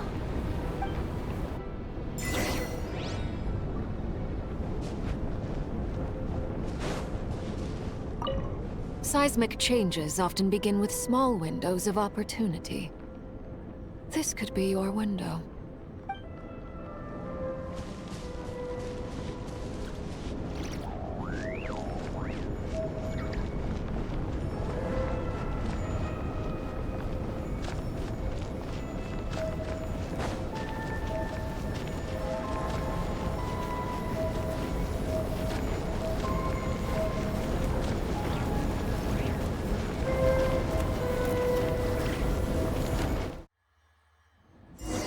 I sense your presence and crave death and rebirth. Wait, why are you? You have crossed over from another world, transcending fate itself. I have no right to.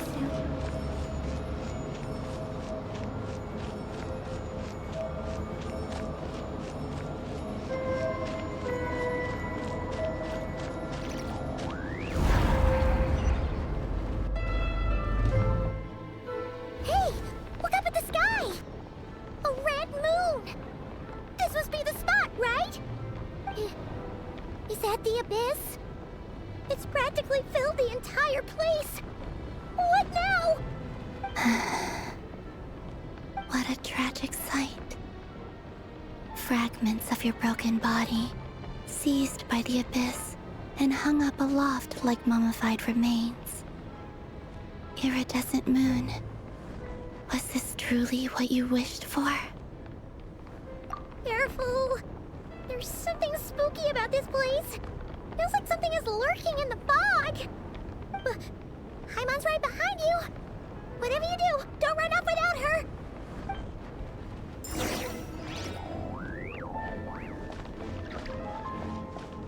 By the way, Columbina, didn't you tell us that the iridescent moon had shattered into pieces? The moon up there looks pretty whole to Paimon. How is that possible?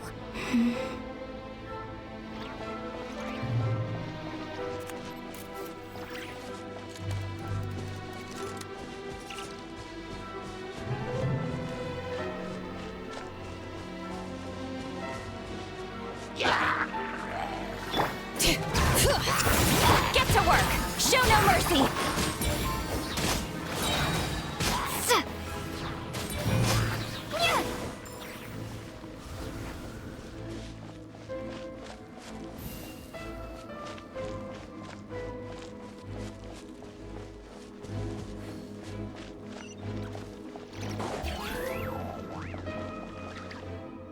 Just like I thought.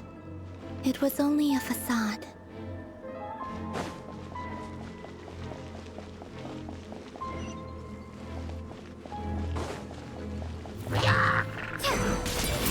Hear the echoes of the valley! Fulfill our pact!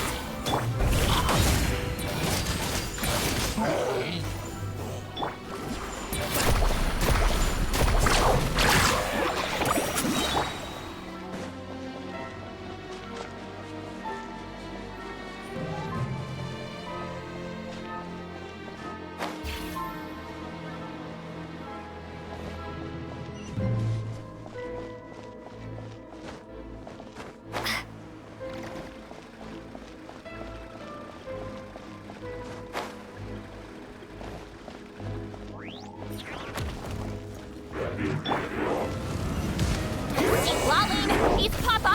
Get him! Show no mercy! Get... Carving waves! Surf's up! Amazing!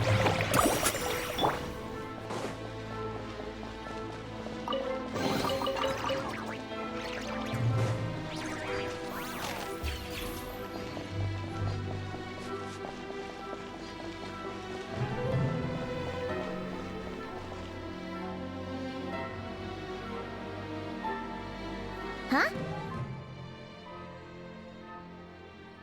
Huh? For real? That's way too high! There's no way we'll be able to reach it! No. I'm not sensing anything up there. It's coming from under the mountain. Let's see... Ah! There's some kind of weird mechanism of some sort. Let's check it out.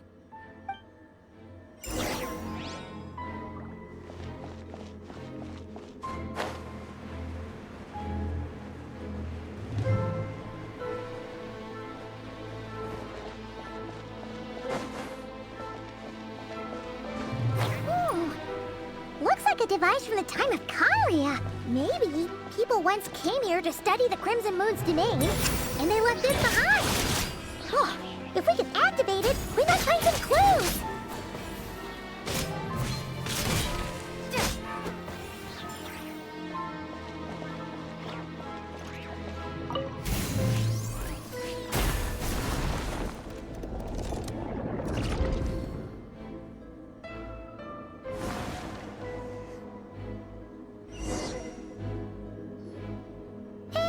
Look at that!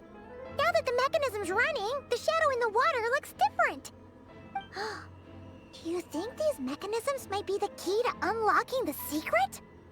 Let's try to find more of them! Thalindis, we'll leave the rest of the research in your hands. We'll be heading back now. I hope this isn't ruining date night. Ugh. Mind your own business. Just leave me some snacks on the table. Thalindis?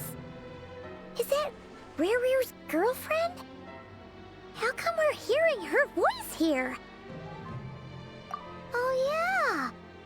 So, do you think she was studying this strange space all along? The Abyss has made this space extremely unstable. Maybe that's why some of the things she said and did were preserved here. Like echoes. Or after images. Whenever I see this view, it takes me back to a poem from my childhood. Waning moon, oh lifeless damsel, weeping on the mountain crest. Mourning still in wistful tone, her fragile soul now laid to rest. For me, of all people, to be here investigating the mysteries of the Crimson Moon space. Is it a coincidence? Or something more?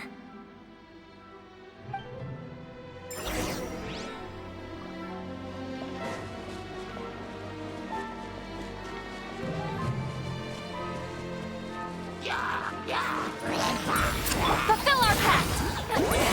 Suffer the wrath of Eastling! Show...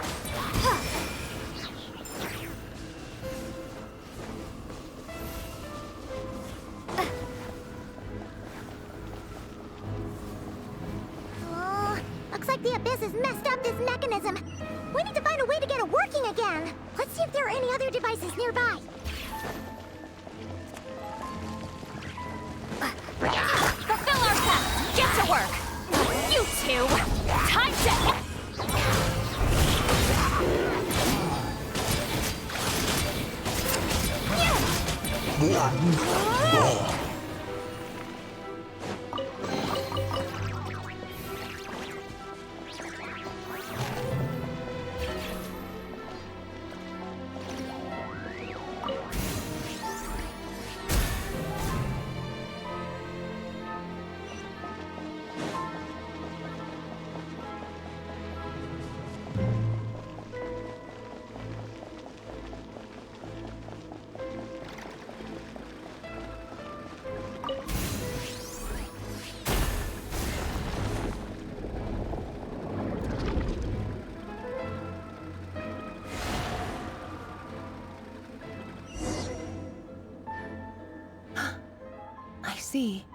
So the moon marrow, or rather the power of the 3 moons, is the key to unlocking...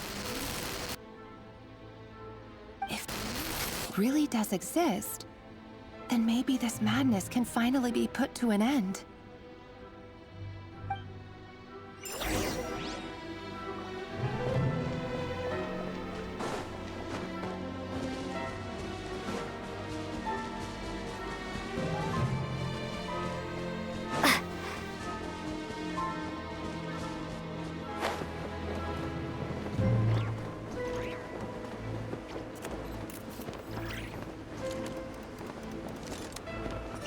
Take cover behind the rocks!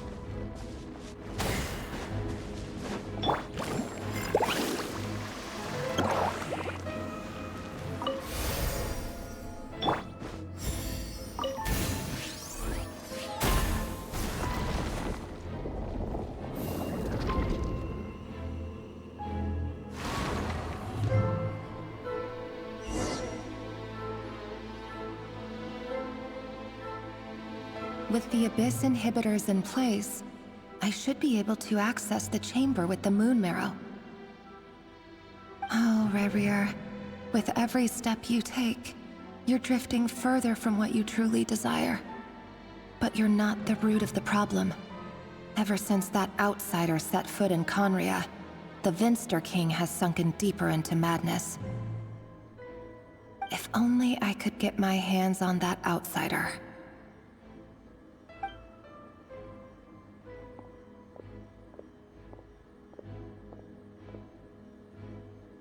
Hey look! The moon's reflection is back to normal! Olympus's voice mentioned a chamber with the moon marrow. Do you think maybe it's hidden in the moon's reflection? It must be. For within it, I sense the fragile aura of a dying soul. Then there's no time to lose! Let's go!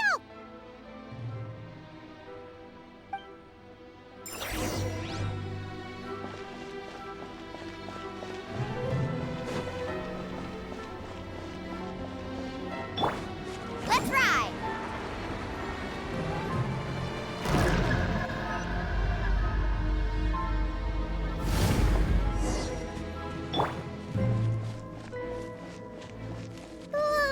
These things are so creepy! Looks like we'll have to destroy them if we want to get to the iridescent moon's marrow.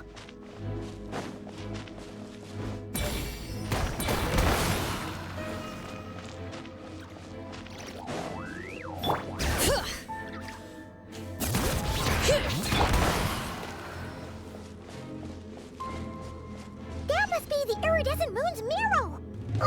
But we'll need to destroy these things before we can reach it!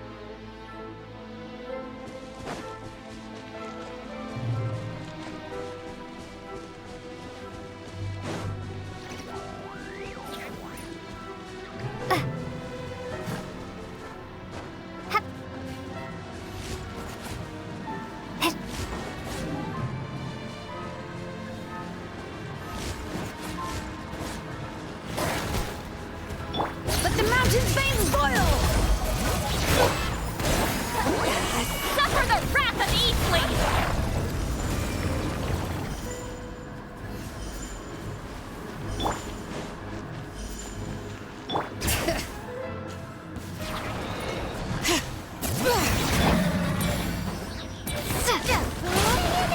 We're so close!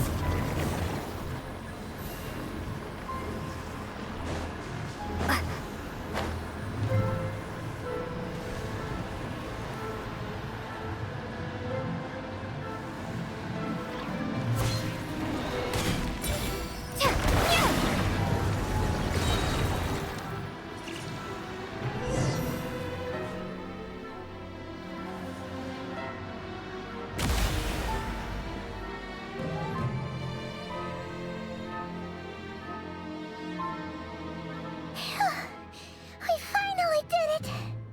The iridescent moon's marrow.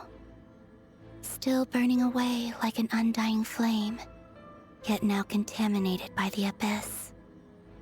It has taken on a new form entirely. If we can purify the abyssal power within, we should be able to obtain its untainted essence.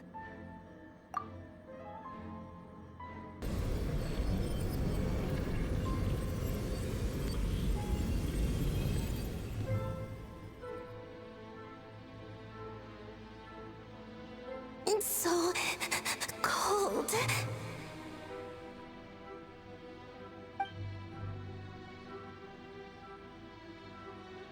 Is it you? Are you here? Huh? Are you talking to us? At long last, I can see you once more.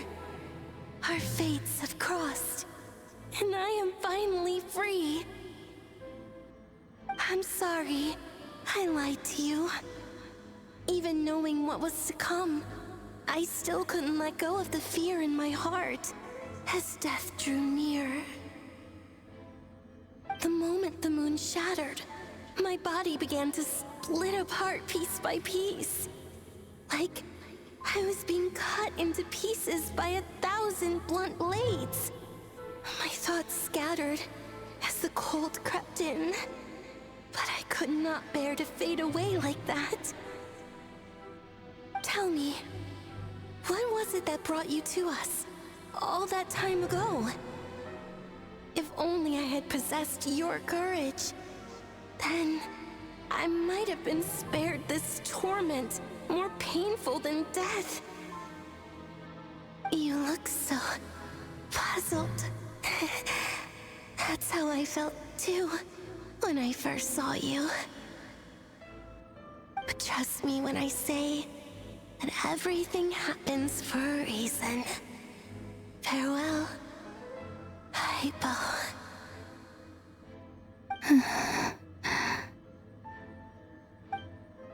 What was that all about? Was that the goddess of the iridescent moon? Oh, it sounded like she was speaking to a long-lost friend. But none of us have ever met her before, right? Perhaps. She took me for the goddess of the frost moon she once knew. For a fading soul like hers, our auras must be too similar to tell apart. But anyway, we've got the iridescent moon's marrow now. That should help you regain your strength, right? Alright, time to leave this place and meet back up with Arlecchino. Let's go!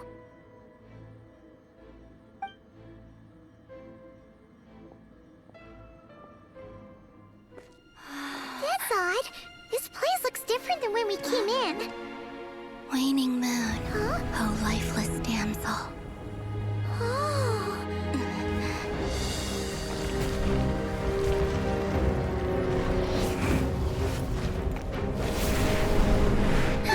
Hurry! The place is collapsing! It wants to trap us here. Who's it? The Abyss? Now we've taken the moon marrow. All that's left here is a dark will. It will show us no mercy.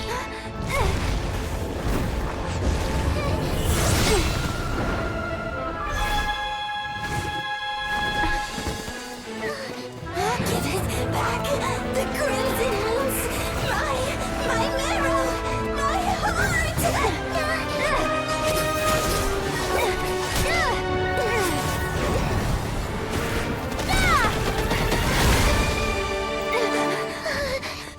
Finally! Huh? Oh no! The exit's blocked!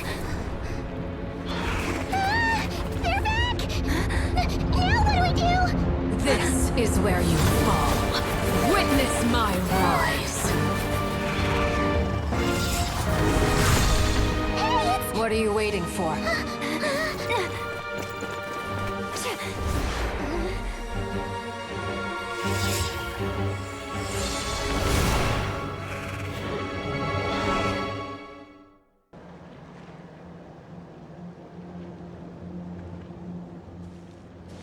Oh, we made it! Was that you, Arlecchino? Did you save us? Wait, your hands! They're... Oh, this? Don't worry. It's a small price to pay. The Abyss wanted to trap you inside, and I defied its will by bringing you out. No wonder it's a little angry. No. I have paid the price, albeit a small one, and it cannot be undone. My hands have already fused with the Abyss. Purification would simply destroy whatever's left of them. But surely...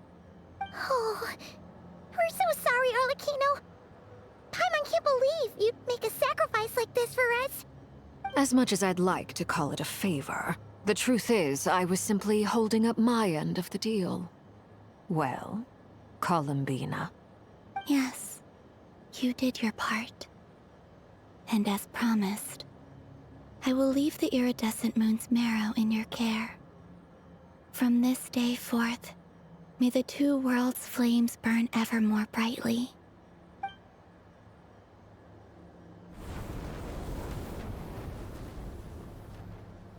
I'll take that as a blessing. Now, Columbina, give me your hand. Accept this moonlight I offer in return.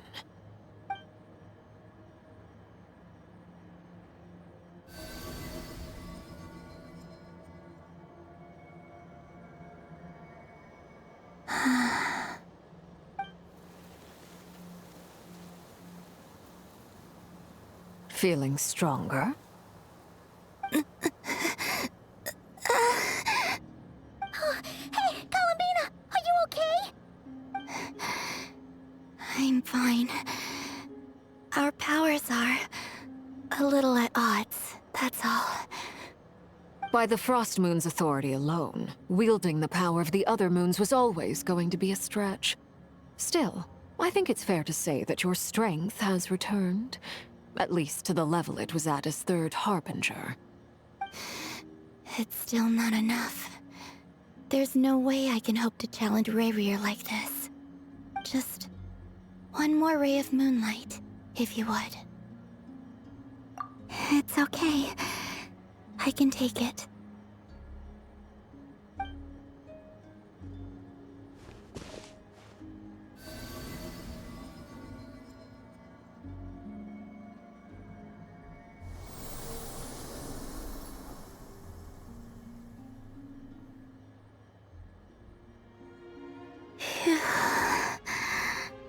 How about now?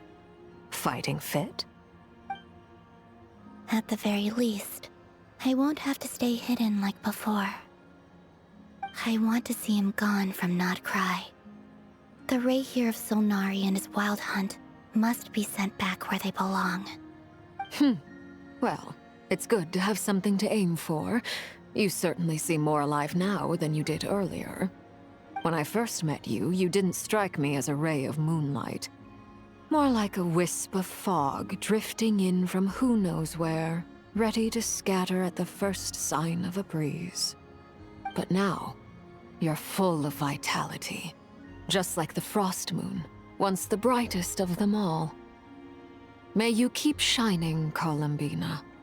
This is who you are. Thank you. Look after yourself too, Arlecchino. I know you have plans of your own, and that's why you're always seeking to grow stronger. But whatever you're after, don't let the Abyss take a hold of you. I do not wish to see you go down the same path as Rayrier. I appreciate the concern, Columbina. Although perhaps it's time you took a new name. A new name? Kutar, the Moon Maiden, Columbina. They're nothing more than code names. They describe who she is and the roles she's played, but they're not her real name. We often use code names in the House of the Hearth, too. But it's knowing your real name that keeps you grounded. Up till now, you've been living a wandering life, so you've probably never really cared. All I'll say is this. Once you've defeated Rayrier, give it some thought. All right, that's it from me. I'll get you back safely first, then go meet up with Sandrone. You're the best! I appreciate the gesture. It speaks to your good character. Anyway, let's get going. There are more urgent things to do right now than trade compliments.